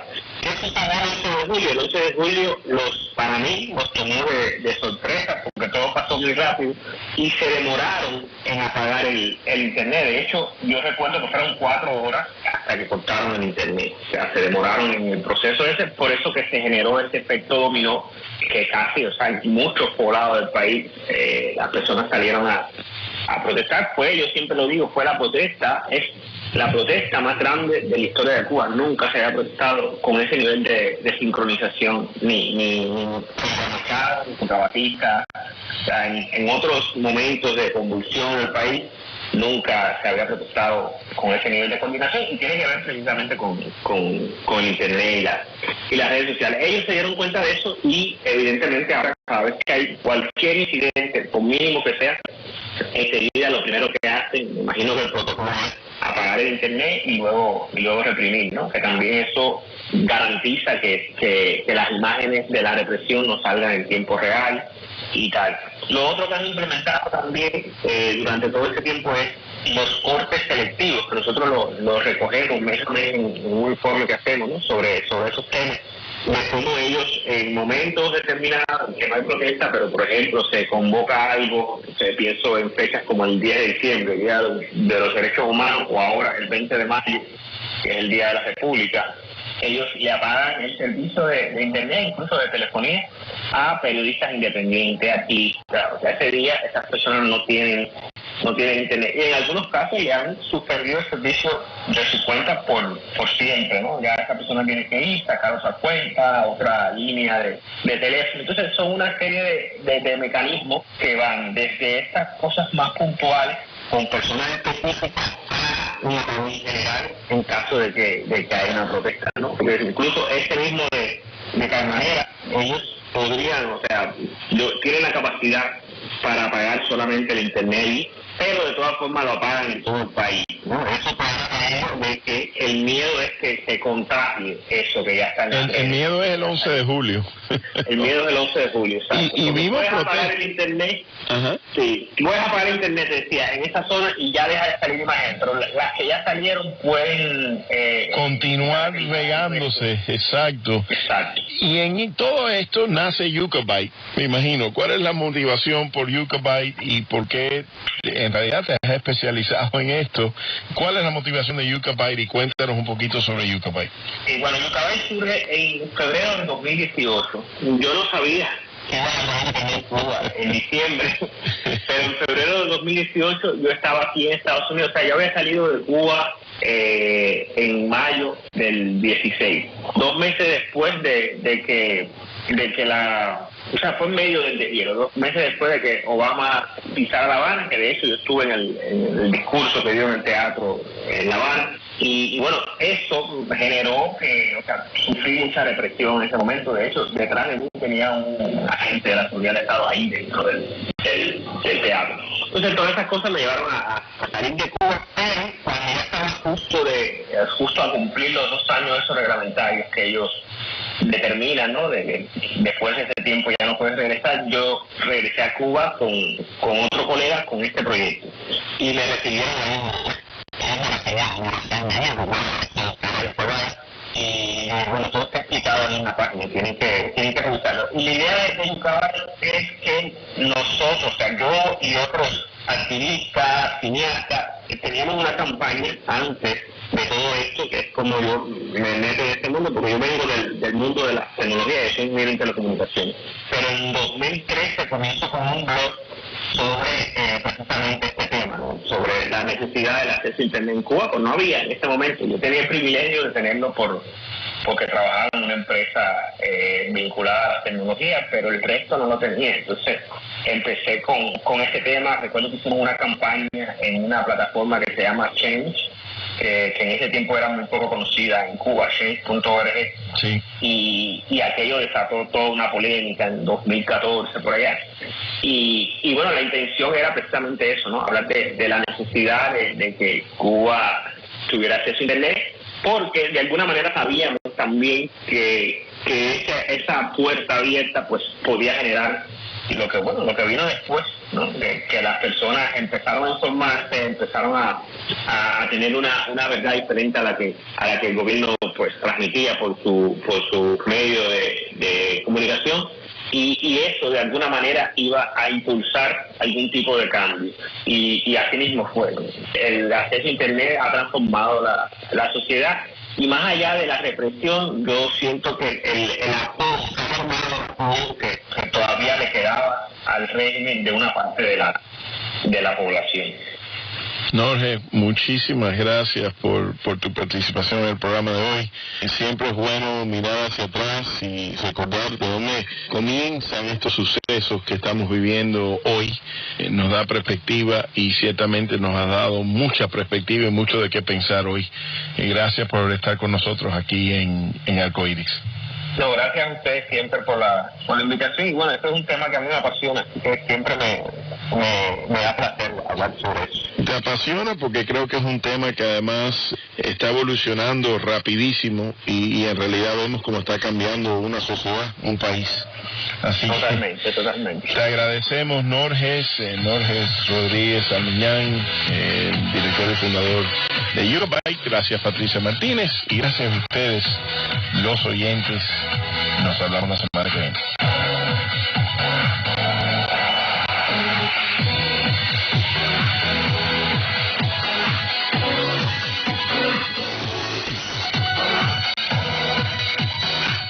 Usa la Internet abiertamente y en forma anónima a través de los servidores proxy diseñados para superar las barreras cibernéticas de contención y evitar ser detectado por los que censuran el ciberespacio. Es muy fácil.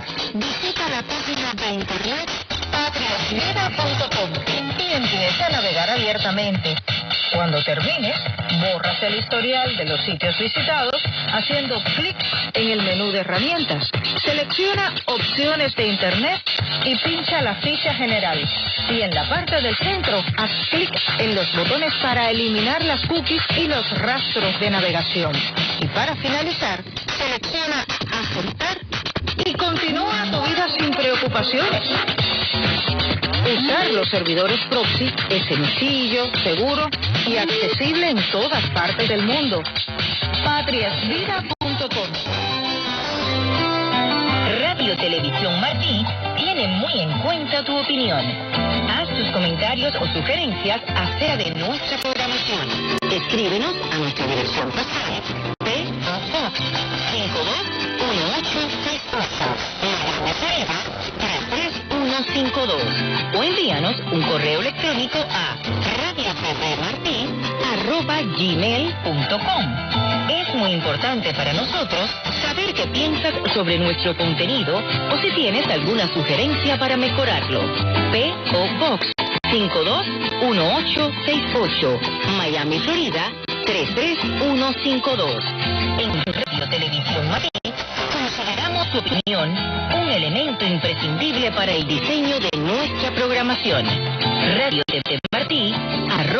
@gmail.com.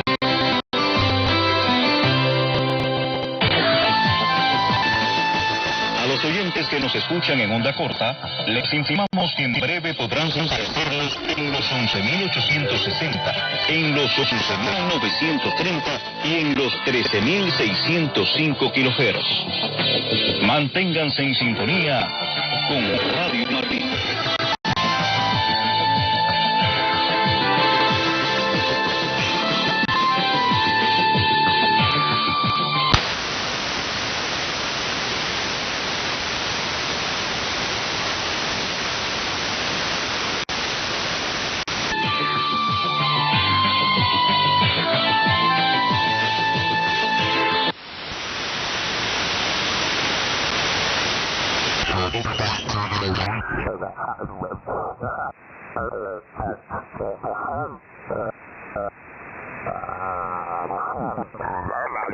A deal or the same address that you look at is ladder line antennas, and there is balanced antenna tuner.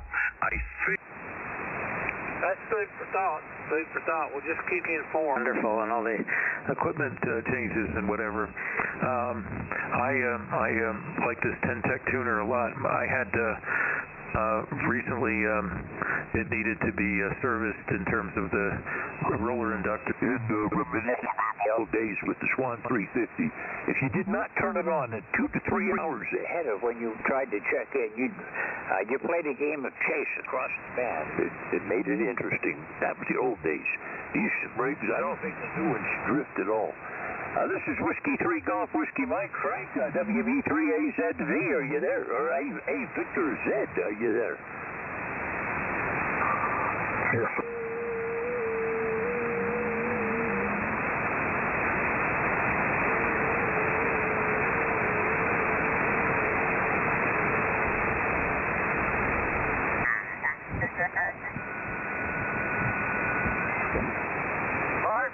That don't give right by, man. You might get a free show. It might be the action might be going down. I know it ain't over yet. All right, buddy. We'll talk to you later, buddy. Have a good day. Careful, QFF. All right, man. We'll catch you later. Oh, the watch that was raining out there. All right, man. Man, I might have to go bring the launch or something. All right, man. What's the video camera?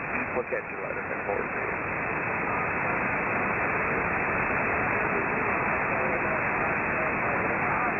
Damn forward to it, man.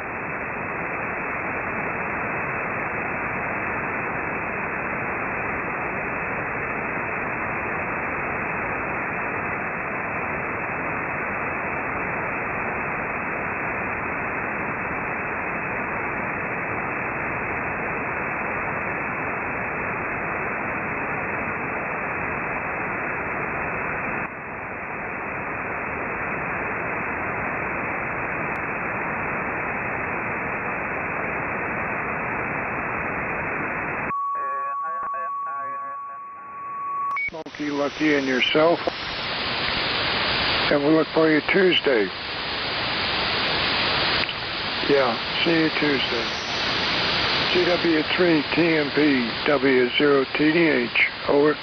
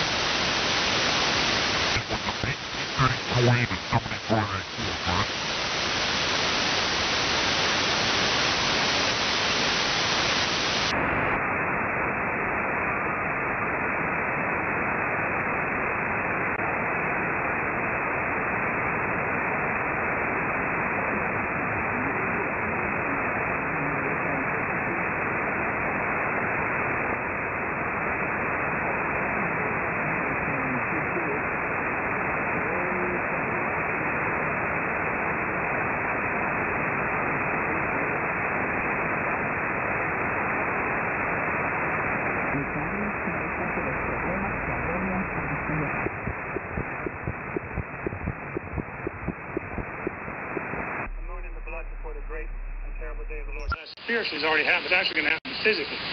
Huge fires from nuclear explosions, volcanoes going up, whatever. It's going to darken the sun. The moment it starts physically, it's going to darken. It's done it before throughout recorded history. It's done some amazing things. One that happened in Indonesia in the late 1800s was actually darken the sky in New York City, 3,000 miles away or something. Actually changed the temperature of the Earth for 2 years by 1.5 degrees or so. Actually changed. Just one big volcano there. What would happen if 10 of them went? They worry about global warming. Maybe God will chill it down for a while before he makes it 7 times hotter. He's able to do it all. And I'll show wonders in the heavens and in the earth. Blood, fire, pillars of smoke. And it shall come to pass that whosoever shall call on the name of the Lord shall be delivered. Now, not many people are going to call on the Lord during those times. Only God's remnant. The rest of them are going to curse God. They're going to curse us. They're going to try to kill us and destroy us. They're going to hate us. They're going to hate the 2 witnesses and try to kill them. They'll be unable to do it for an appointed time. They're going to try to kill that covering over the body of Christ, the 2 wings of the eagle that take them out in the wilderness and nourish them. Those 2 anointed spirits that do that. They're going to try to kill them all. And the body of Christ will prevail, though. We will prevail. God has written it. We will prevail.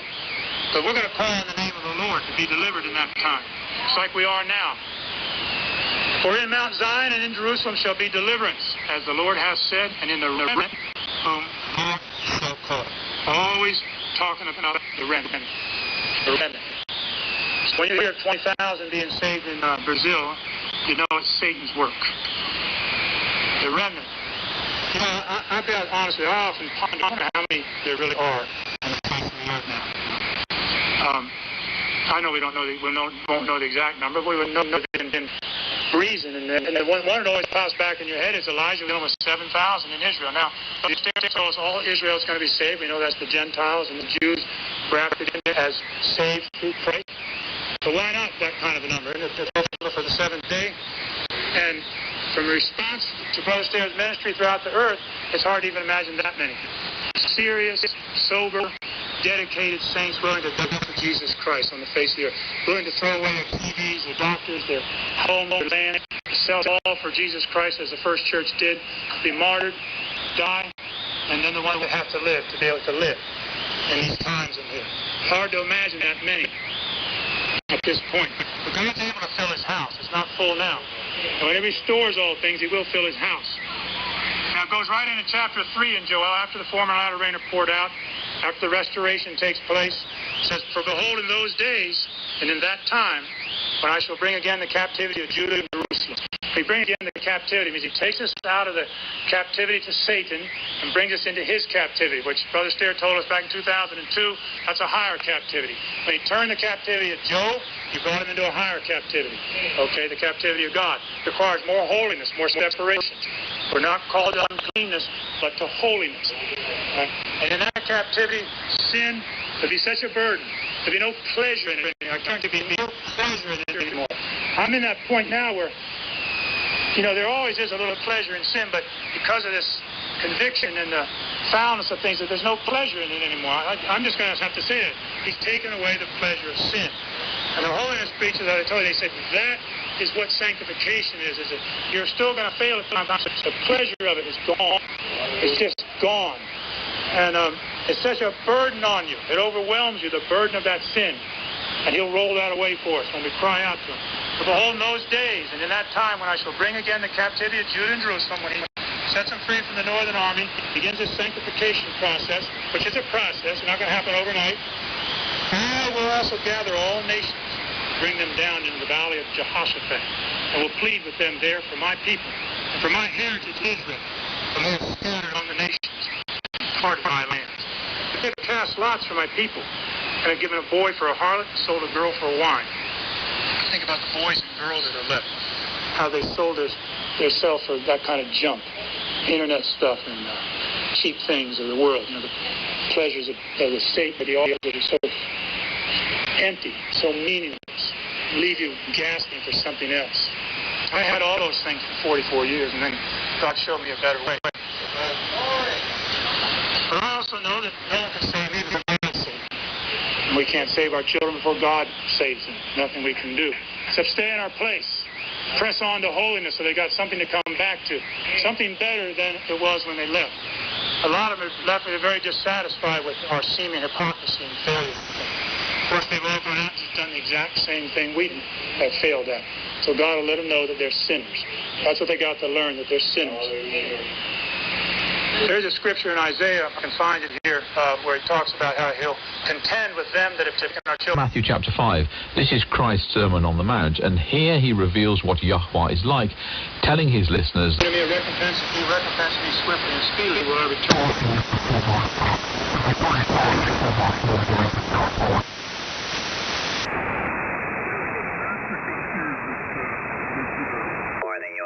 Port in your computer. So that is, they've added menus also to do this.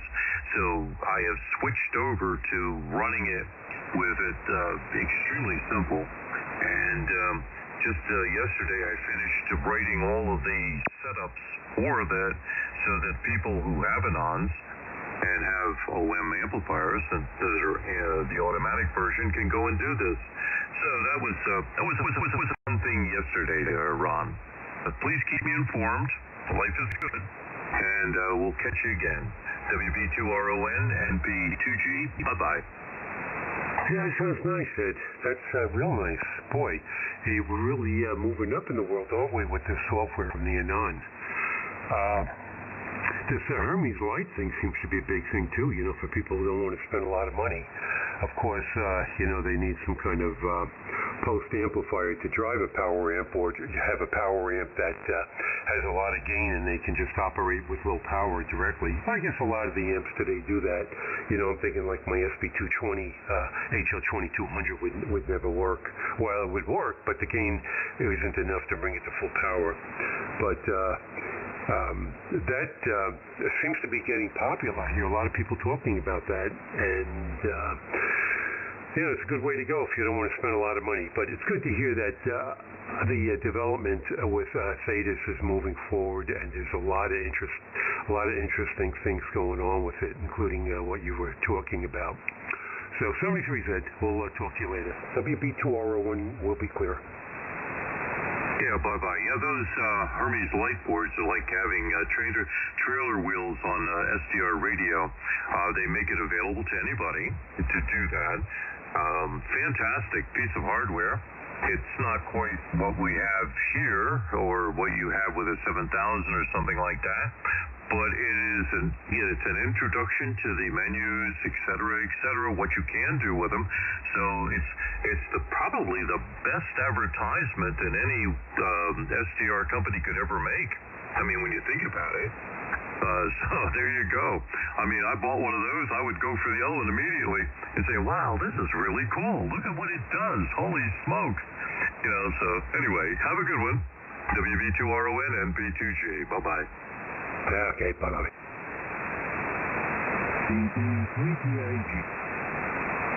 Hello, VE2BIG and B2G. Good morning there, Ed. Nice to hear you on. Sounding good as usual, and I hope all's well there. I'm sure you remember me, Caesar. We've talked many times. How are you? Caesar, no problem, yeah. It's a pleasure to say hello to you. I am glad that from, just recently, the smoke has abated down here into the United States, at least in Pennsylvania, so it doesn't smell like we're having a forest fire here now, which is a good thing. I hope you've got it under control in your area. Go ahead. Yeah, I mean, the air quality wasn't, top-notch, but it wasn't too bad, actually. I don't know. I found it not too bad at all, but I don't hang out outside all day, so I'm sure if you worked or did a lot of outdoor activities, you would probably feel it. I'm kind of in and out all day, in and out of, in and out outdoors, but, yeah, I mean, everything's under control here. It wasn't all,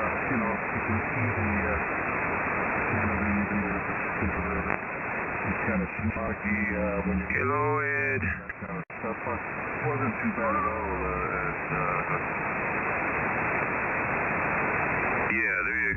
Well, I hope somebody has a conversation with your Prime Minister.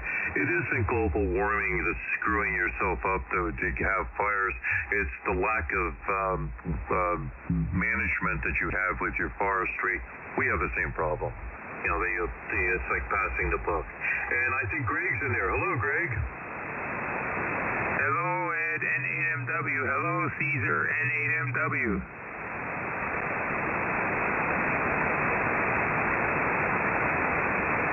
Caesar, do you copy Greg?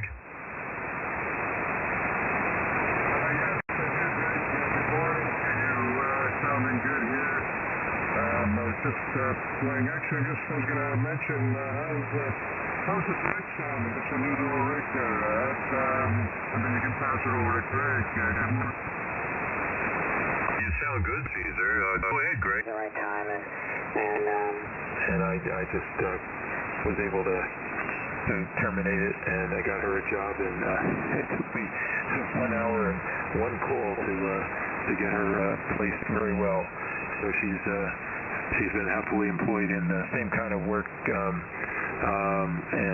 doing quite well since then. So I didn't feel bad about ending it the way I did.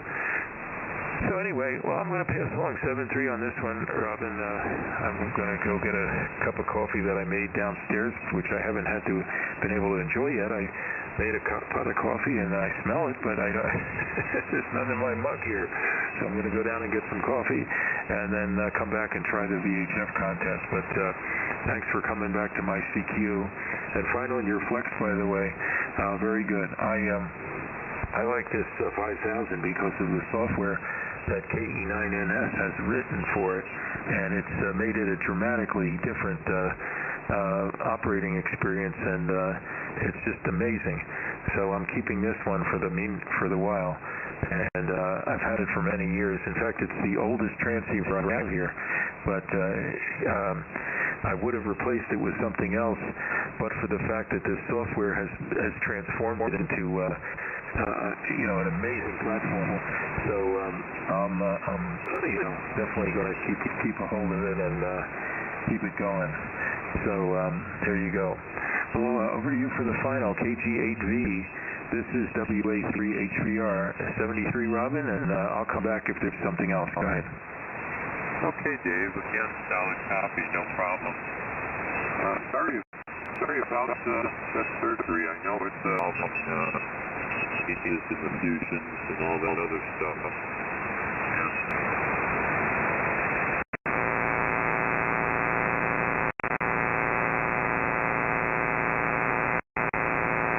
Of what's going on worldwide, and we're going to catch up with you again real soon.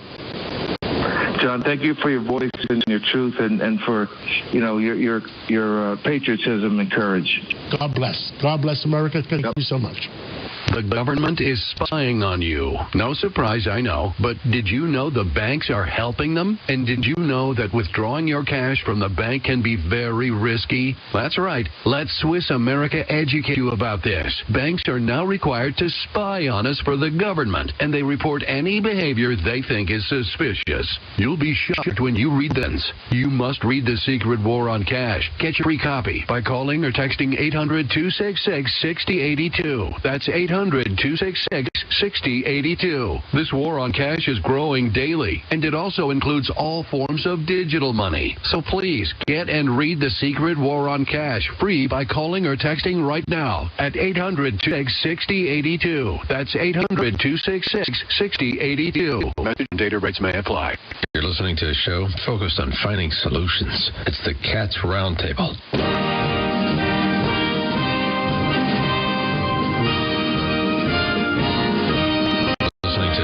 Focused on finding solutions. It's the Cat's Roundtable.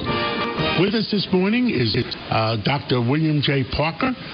He was 30 years in the Navy, CEO of Parker Maritime Technologies, and the former CEO of the East-West Institute that tried to have peace in the most. Wow. Maybe I am worried the most about the United States' situation in the world, how we're looked at right now. And that concerns me. I look at what's going on with the Russians. I look at what's going on with the Chinese and the Chinese in South America, potentially Chinese in Cuba. These things concern me quite a bit. They're trying to outmaneuver us in so many ways. And don't forget the Chinese government. When I talk about Chinese, I don't talk about Chinese people are very nice people. I try and talk about the Chinese government that has possibly 100 million people in the Communist Party that are dispatched all over the world to do the doing of the Chinese government. John, I think you just hit it right on the nose. There's a lot, most probably, really good Chinese people. But the reality is that the Chinese Communist Party is a major threat to the United States. We've been talking about this for 15, 20 years now, you and I. And in fact, when you go back and look at the fact of the U.S. Navy, that was the largest Navy in the world, we said if we don't change this now, we're going to have issues. We didn't change it. We didn't start building ships, and now we're stand. I worry about what it looks like when the Saudis when we moved out of Afghanistan. The Chinese took over almost the biggest base we ever had in Afghanistan. That was only a couple hundred miles off their border. That's exactly right, and took it over. And oh, by the way, we left billions and billions of dollars of equipment there, and we left some high-tech equipment there as well. We will see that come back on the battlefield again, and I think we will end up fighting our own equipment in the future. So that it was a huge mistake the way we left Afghanistan, and if we're not careful, and I don't think we are being, we're going to be dealing with much closer neighbors in South America, and this idea of Cuba, it could be one of two things. It could be an administration that says, look, we're going to solve this problem like Kennedy did, which, by the way, you're not going to get a second scenario like that because everybody else read the scenario in the Kennedy tapes as well. I understand a couple of days ago the Wall Street Journal ran that the Chinese are trying to move bases or something into Cuba. And my reading of it is maybe it's they're trying to do it move them in there to be able for maybe Washington to solve the problem, to make the current White House heroes. Oh, look, we solved the Cuban Missile Crisis again. Yeah, I think, when you went back and looked at the last couple of Joint Chiefs of Staff and when they were asked what their biggest concern was, they said it was the economy. And we have a major problem there right now as well. That is, the economy is a national security issue. Having the right people in place to look downrange and say, we can't allow countries like China into South America in the way that they're rolling in right now with weapons, with spies. We can't allow balloons to fly over our country and hover over our sensitive areas, etc. So there's a lot of things I'm concerned about. But from a national security perspective, I would say the economy, I would say the lack of flow of fuel, I would say our very big mistake of downsizing the strategic reserve, and now we haven't bought back and brought that strategic reserve of oil back up to the level it's supposed to be. These are all major concerns, and it's all happening simultaneously. The winners of this whole thing, the winners of all of these scenarios, when you go back and look at it, is either the Chinese or India. Russia's a big loser on this thing, and our taxpayers are a big loser on this. Any update on Ukraine or which side do you believe more? I would like to believe that the Ukrainian people want to be. Remember, there's a reason that we did not bring them into NATO when we did, because they hadn't met the human rights issues. They hadn't met many of the other issues. The Russians certainly felt threatened. And this is another one of these self-inflicted gunshot ones. Are you spinning up threats by putting more weapons in right next to the border of another country, potentially. On the other side of it is Crimea happened under Obama. Trump said, don't even think about it, and they didn't cross the border, and they waited until Biden came in, and then they rolled into Ukraine. So I think the bigger threat there is the fact that we didn't stop it in the first place. Nobody's talking about North Korea right now, but the missile tests there are unprecedented. The level of tests, I believe that they will do another nuclear test sometime this year, underground test. They now have the ICBM capability, that's an intercontinental ballistic missile capability, to reach the United States. They have lots of queuing going on now. They have balloons. They're working with the Chinese, so they have plenty of balloons that are doing sensing over the United States. We have more and more ships we're seeing. Remember, you got 100,000 commercial ships in the world right now as well. Thank you for an update, Bill Parker, and thank you for your 30 years in the Navy and protected our country, and thank you for speaking out for our country continuously, and we'll catch up with you again real soon. Sounds great, Tom. Thank you very much. Great to be back. HD radio listeners can hear AM 570, The Answer, on 105.1 FM, HD3. Hear us on our mobile and on radio.com. Everyone deserves a good story. That's why Family Fix Check is available for select mobile devices. Messaging and data rates may apply. JP Morgan Chase Bank, NA for FDIC. Want to take ESPN? Las cosas pasan. Oh, yeah. The business, el negocio socio, Yo te lo dije, no me iba a enamorar. That we so well will understand before we're finished with this series. We will see as we look back in time and back in history that it started way back when God looked to and fro throughout the earth, sing out of them. Cuando comulgamos en la Santa Misa, person that was managing that department get better at it and actually fix that. They make it be an accountable culture, and have a culture to it, you know? Why did it take some guy coming over from the outside to, shine the light on that? He's not even the head coach. It's weird, but kind of feel the same way in this Wizards thing.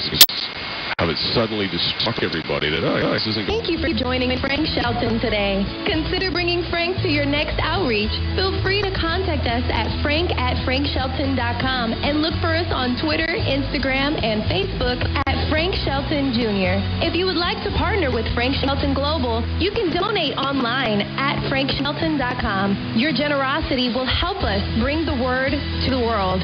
This is Frank Shelton reminding you when you're down to nothing, God is up to something. God bless you, and go with God.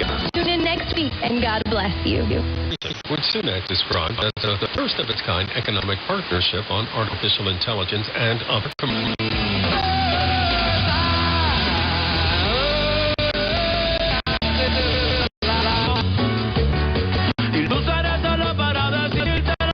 한편으로 의완화 시상식을 가지게 되겠는데요. 지난 9개월 동안의 의완화 They need to poner el Santísimo al final de la misa para que todos podamos adorar. I would say that the Mets and Philly are more likely to.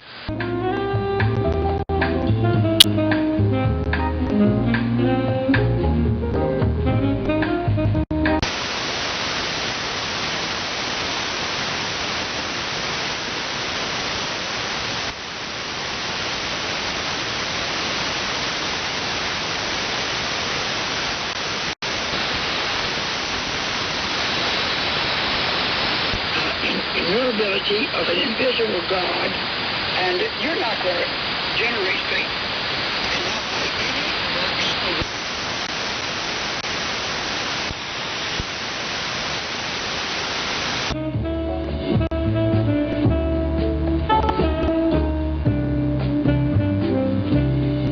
Now on a fast track, which means that before these asylum seeker requests could take years, they're now going to limit them to just under 6 months. And if people are not allowed to gain asylum, they are going to be actually shipped back to the countries they come from. The only problem I see with that is we know from experience that Greece has tried to ship some Pakistani citizens back to Pakistan, but Pakistan refused to accept them, so they ended up having to bring the airplane back to Greece in order to figure out what the next steps would be. Wow. What else? Is the economy getting any better or just lingering? Well, I mean, it's not a matter of getting any better or any worse. The reality is this war that's going on in the Ukraine needs to stop. Short of that happening, we are going to continue to see Europe suffer. Everybody's concerned about what the energy prices are going to be in the second half of this year, and especially going into next winter. Given that the previous winter was very mild, this could see that prices go up. We've seen what the Saudis are doing with respect to the number of barrels they're putting in the market, or rather they're limiting of them. So I think that it's very difficult to say. The growth rates that everybody's discussing and projecting are nothing spectacular. Obviously, they're better than any type of a contraction, but now given Europe's in a technical recession, it'll be interesting to see how the rest of the year plays out. There are a couple of things we should touch on before we close today, and they have to do with the Ukraine. Germany's foreign minister had announced, not this previous week, but the week before, that it's not possible for a country that's in the middle of a war to actually join NATO. And honestly, this means that at the next NATO summit that's coming up, it will be very difficult, notwithstanding the fact that discussions were undertaken in the past that said Ukraine would be applying for membership into NATO at this upcoming NATO summit, that most Britain's leadership legitimate targets as well, but believe Ukraine should be allowed to hit within Russia. But we know the United States has been adamant about saying that there are to be no attacks from the Ukraine into Russia. So here you have two NATO allies both pulling in a different direction. And this is another reason why I don't think these types of arrangements that NATO currently has are going to work in the long run. Understood. Well, Mario, thank you very much for giving us an update on what's going on in your. We'll talk to you again next week. We have real great stories this morning. Get your hot cup of coffee ready because you're going to need this today. Dr. Peter Michalos, our in-house genius, a historian, a soon-to-be author, a doctor, a person, our in-house genius. Dr. Peter Michalos, tell us, what do you think is important for people to learn today? Well, today we're going to talk about our second brain and an area that's 80% of our immune system. And it turns out that the intestines and our human gut turns out to be a very fascinating area of research and treatment, and area where we're going to be getting a lot of things like future diagnosis and spotting diseases earlier, and even treating certain disease, including mental illness, has been identified to be associated with what's happening in our intestine. And it turns out that it's the home to 100 trillion microorganisms, which is about 10 pounds of microbes that live and coexist with us. And at one time, some of them were infections, but they've learned to coexist with us and live in our intestinal system. And now with DNA sequencing, they've even found out there are 140,000 viral species that live in our gut. And it's almost hard to imagine, but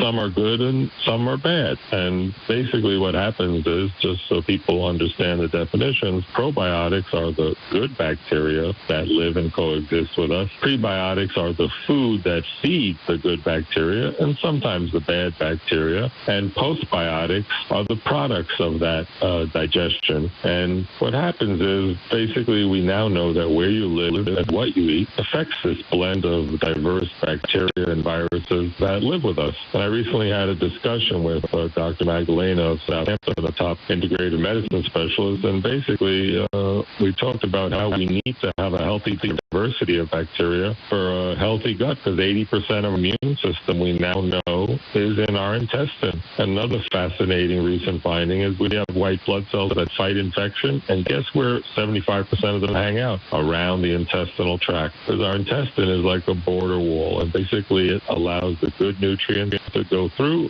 and it tries to block the bad nutrients. When some of the bad things get through, that generates inflammation. And our immune system detects, and it helps actually kill cancer cells. And these are, new revelations. So a healthy gut is associated with less cancer. And several studies have shown that people with colon cancer, for example, have an unhealthy population of certain bacteria before a cancer even develops. So there's going to be tests developing when they your microbiome, and they're going to be able to anticipate and tell you that you're higher risk for a cancer or of the colon, which is another fascinating area. And basically, we're the hotel host for these bacteria, and we provide them food from our environment, but some of those foods can be good and bad. the good bacteria actually help us digest food, and they actually help break down and eat food. And they also help break down vitamins and make them into absorbable forms so that they can enter our bloodstream. And the microbiome, another fascinating new finding, is that it actually influences how people respond to immune therapy. People with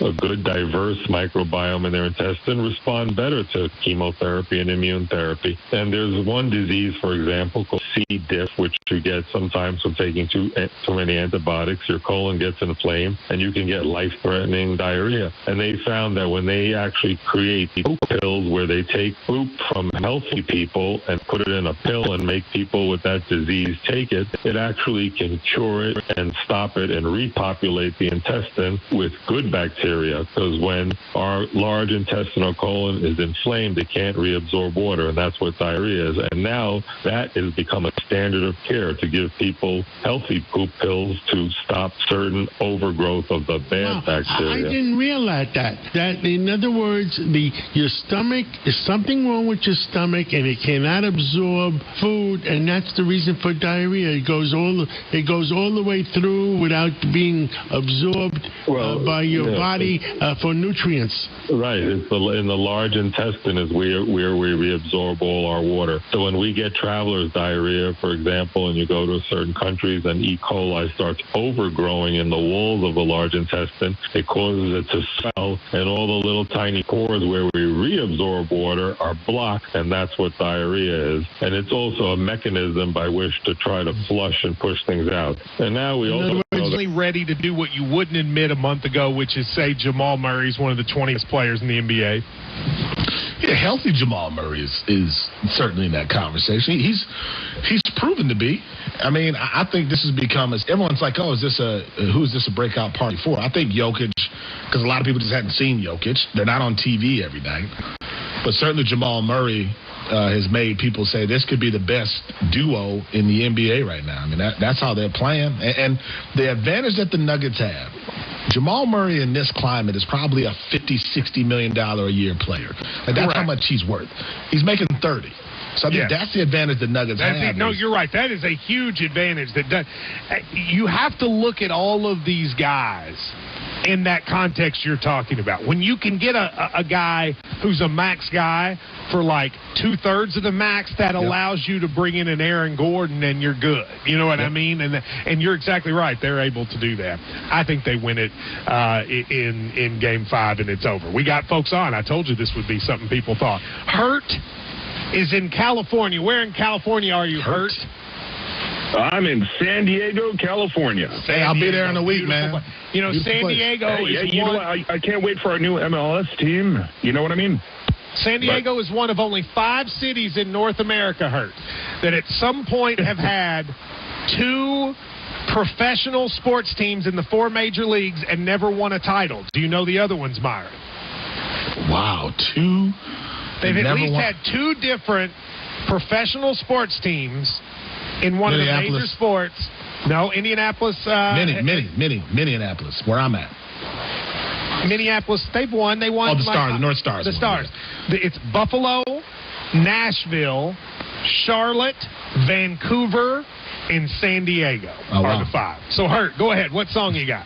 Yeah, well, hey, remember the Rockets were from San Diego. Oh, yeah. Did they win? Did they win it when they were in San Diego? No, they won it later. No. There you go. So we're waiting for don't try to correct my trivia, Hurt, if you don't have correct information. San Diego's beautiful, man. I can't wait to be there next week. Go ahead. It's a great place. Yeah, okay, all right. So when it comes down to songs that my wife and I chose initially, Smoke Gets in Your Eyes. And who's that by? The reason for that is that comes from Always. You know, that movie, that Spielberg movie, you know. So Smoke Gets in Your Eyes is all romantic. Who sings Smoke Gets in Your Eyes? First of all, just the title, I would not think it's romantic. There's never been a moment where smoke was in my eyes that I thought that was a good thing. Hey, look, it's a beautiful song, but if you actually listen to what it says, it's like, oh, wait a minute. Okay, we're not playing this at our wedding. This is not our wedding. But I don't even know the song, Hurt, but if it's Smoke in Your Eyes, this is just my guess. The Platters. The who? The Platters. Hey, okay, I appreciate the call. We can't have you singing here on national radio. Yeah. That's all. Hang up on Hurt. I can't have you singing. Well, let them sing. Let them cook. But if I heard smoke in your eyes, Myron, that would mean like your vision is being obstructed by something negative. So I would not assume it's good at all. Yeah, that's not like the same twist like Margaritaville, right? Like it doesn't really automatically. It's kind of telling you that maybe this isn't a great song. So okay. Yeah. So I don't know the song. Do you know? Well, I crushed the city though, man. You crushed San Diego. I wasn't crushing the city. It was a piece of sports trivia. This is a sports show. 5 cities that have never won a title: Buffalo, Nashville, Charlotte, Vancouver, and San Diego. Is that not interesting? Hey, man from Loser City. How are you doing today? Hey, you've never won anything in your whole life. I did not call him a loser. Tell me about your favorite song. Let's go to Steve in New Orleans. Steve, what's your song? Good morning. My song is Happy Together by the Turtles. You know, Imagine Me and You, I Do. Yeah. Yes. Is that not a happy song? Wait a minute. What? It's not Is that not a happy song? I mean, I've always thought it was. It's a song about a stalker. Talking about this girl that he wants to stalk. Oh, really? What? That song is about a stalker? Yep. Listen to the words, and if you read footnotes on the Turtles' albums or listen to their interviews, they acknowledge it. It's a song about a stalker. What? Wow, you've just rocked my world. Together? So happy together. All right, here, I'm going to read you the lyrics. I think about you every night. You know? Hang on just a second, Steve. Hang on. Yeah. Imagine me and you, I do. I think about you day and night. It's only right to think about the girl you love and hold her tight. So happy together. I should call you up, invest a dime, say you belong to me, and ease my mind. I can't see me loving nobody but you for all my life. If you're with me, the skies will be blue. It's about a stalker. Wow. That changes things. That does. Because the whole, and it sounds happy, too, and it's Myron. The beat is very so happy to get, together. And he's stalking her? Oh, man, that's... Wow. Who went into the studio and was like, hey, y'all, we're going to do this song about stalking. I feel like there's a lot of songs about stalking, though, right? The I'll Be Watching You, that's a stalking song. Yeah. Well, wow, it's thrown us off. I'm not going to lie to you. We're going to take more of your songs, 888-SAY-ESPN, and I've been telling you guys about a baseball player for 2 months on this show. Myron was getting sick of it, and then he debuted this week, and he took over the baseball world. Ellie De La Cruz, finally. I was right on something. That's next here on Sunday Morning with Matt and Meyer. Hey, okay, I appreciate the call. We can't have you singing here on national radio. I think Jimmy Butler failed the Miami Heat last night, and it's not all on Jimmy Butler, but it starts with the intensity that he brings on the court. Jimmy is still so confident. I haven't seen him play with passion out one game in this violence, and that's disturbing to say that's the leader. Mike Greenberg is back. So if you remain a hater, I guess you're going to hate. At this point, I think it says more about you than it does about you. Weekdays from noon to 2 on ESPN 630. Take me instead. The Sports Capital. Listen to ESPN 630, The Sports Capital on your Amazon Alexa. Hey, Alexa, play ESPN 630 DC. We are ESPN 630 and ESPN630DC.com. Spring freshness, trust, great service. Count on us for all your Oriental rug cleaning needs. Just one call to Joe Hadid. Pollen is everywhere. It ain't easy being green. You need to breathe easy. You need Hadid. A clean home is a healthy home with Hadid carpet cleaning. Wall-to-wall, steam cleaning, hardwood floors, air ducts. A deep-down hygienic clean that can't be matched is the Hadid difference. Joe Hadid's unique combination of traditional methods and modern equipment provides your home with faster, more affordable cleaning, saving you money without compromising quality. For in-home and office cleaning services, call today and get 15% off in-plant rug cleaning, 20% off sanitizing, disinfecting, pet odor elimination for your rugs. Breathe deep and rescue your environment from allergens. Visit JoeHadid.com today. I'm Tiffany. I have some tips for you on how to quit smoking like I did. First, I did some reading about it. I found a lot of great advice on how to quit smoking and picked out the ways I thought would work best for me. I started by setting a quit date. Then I threw out my ashtrays, lighters, and matches. I did other things too, like exercising more, and it worked. But I'd still get cravings, especially on long car rides.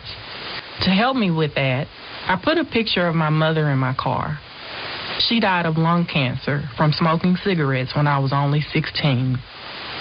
Now I have a 16-year-old daughter. That picture of my mother reminds me that I don't want to miss all the things my daughter is going to do in her life, including turning 17. You can quit. For free help, call 1-800-QUIT-NOW. A message from the U.S. Department of Health and Human Services and CDC. Serving in Vietnam, a grenade took my ability to see. I'm Michael Naranjo, and I'm a veteran. Today, I'm a sculptor. My fingers are my eyes. DAV helps veterans like Michael get the benefits they've earned. They help more than 1 million veterans every year. With DAV, more veterans can shape their lives into a thing of beauty. My victory is bringing beauty into the world.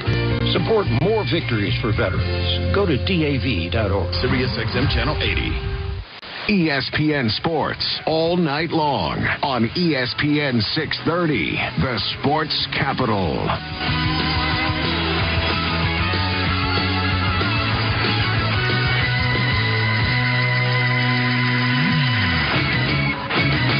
Johnson back to the plate. Fastball covered right center field. That's going to the wall, and the big fella is turning it on. He'll round first, and he will roll into second. And the first major league hit for Ellie De La Cruz is a double, and it was an absolute bullet. That is Jeff Having an affair. Huh? Yes, this is the Whitney Houston song. Yeah, she's having an affair. Wow. She's saving all her love for a married man. Now, I'm going to get back to the questions of songs that sound happy but are depressing. But that was Jeff Brantley, the Cowboy, on 700 WLW with Ellie De La Cruz. And I'm just going to take a victory lap here, Myron, and you know I get to, right? Yeah. I've been talking about Ellie De La Cruz on this show for weeks. I couldn't wait till he debuted for the Reds. #1 prospect in baseball. He debuted this week. Let me give you a couple stats. First of all, first major league hit, the one you just heard. Hardest hit ball by any Red all season. That was in Game 1. Game 2, he hits a home run 460 feet. 6th farthest home run hit in Major Baseball this season. Next at bat, he hits a triple, gets from home to third faster than any player in baseball this season. Back-to-back hits, 6th farthest home run, fastest from home to third of any player ever. Are you all in, like me, on Ellie De La Cruz, this exciting new phenom in baseball for the Reds? Yeah, I love what he's done, man. And you called it. You did. You were talking about him while you were at these Reds games reading your favorite book. You were like, trust me, somebody's going to come. Well, he hit the 6 hardest hit balls in minor league baseball this year. Myron, he hit them. It's legit. He doesn't look like, nothing against baseball players. He doesn't look like a typical baseball player. He has an athletic build. He looks very tall. Like, he looks like a dude he looks like a baseball player. He looks like an athlete. He looks like a real athlete, and he's been phenomenal. I got 2 knocks against what I've seen so far. Of One, course you do. You're such an old man. Just 2 things. One, the way that the Reds pressed that young fan to negotiate for Ellie De La Cruz's first home run ball. If you didn't see it, young guy in a polo shirt catches the first home run ball for Ellie De La Cruz. And immediately the Reds go up there and try to negotiate. And if that's me, I'm not giving the ball up. Like, I don't care what you offer me. But what if you were a big Reds fan? It was an 18-year-old kid. He had negotiated to get he and his boys backstage. They got to meet De La Cruz. He and his boys all got signed balls. Isn't that cool? It's not. I don't want cool. I want money. And that ball could be worth a lot of money First thing I'm saying is I want an attorney present. Like I'm not in a position to be negotiating with you all right now. Leave me alone. So I felt like they pressured that young man into giving up a home run ball that might be worth a lot of money. Number two, De La Cruz is amazing. Like, he looks like he could be, the face of baseball if he keeps playing this way. The celebration's way too much. It's a triple, okay? All right, it's cool. Listen, man, he does the hand roll. He points at somebody. He points at a watch that he's not wearing. He does 18 things when he gets on base. When did you become an old curmudgeon? Like, you remember when you were growing up, did you have old people telling you? Did you have old people telling you pull your pants up, Myron? Yeah. People and you were like, you are old, leave me alone, and now you're doing the same thing to Ellie De La Cruz. I'm not trying to minimize what he's done. He's amazing, but like, it's a double, okay? You just got here. Why are you doing all of these different things? He's pointing at people. He's waving to someone. Like, he does 18 things. And then here's the problem. The camera has to stay on him while he does his whole celebration thing. And it's like, relax, okay? You just got here. It's baseball, don't you? I mean, what else is the camera going to show? Somebody adjusting themselves? Like, let them have fun. I'm all for fun.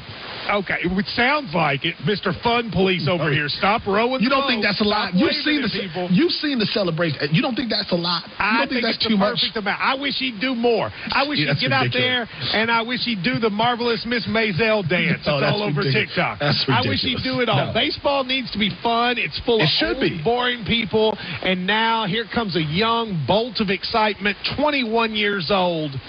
Go get him, Ellie De La Cruz. And the Reds are fun now. They're full of young guys. They are. Get on board. This is the team of the future. Get on board. Just stop pointing at people. That's just enough. That's too much. Cam is in Riverside. What song you got for me, Cam? Yeah, hey, this is Ken.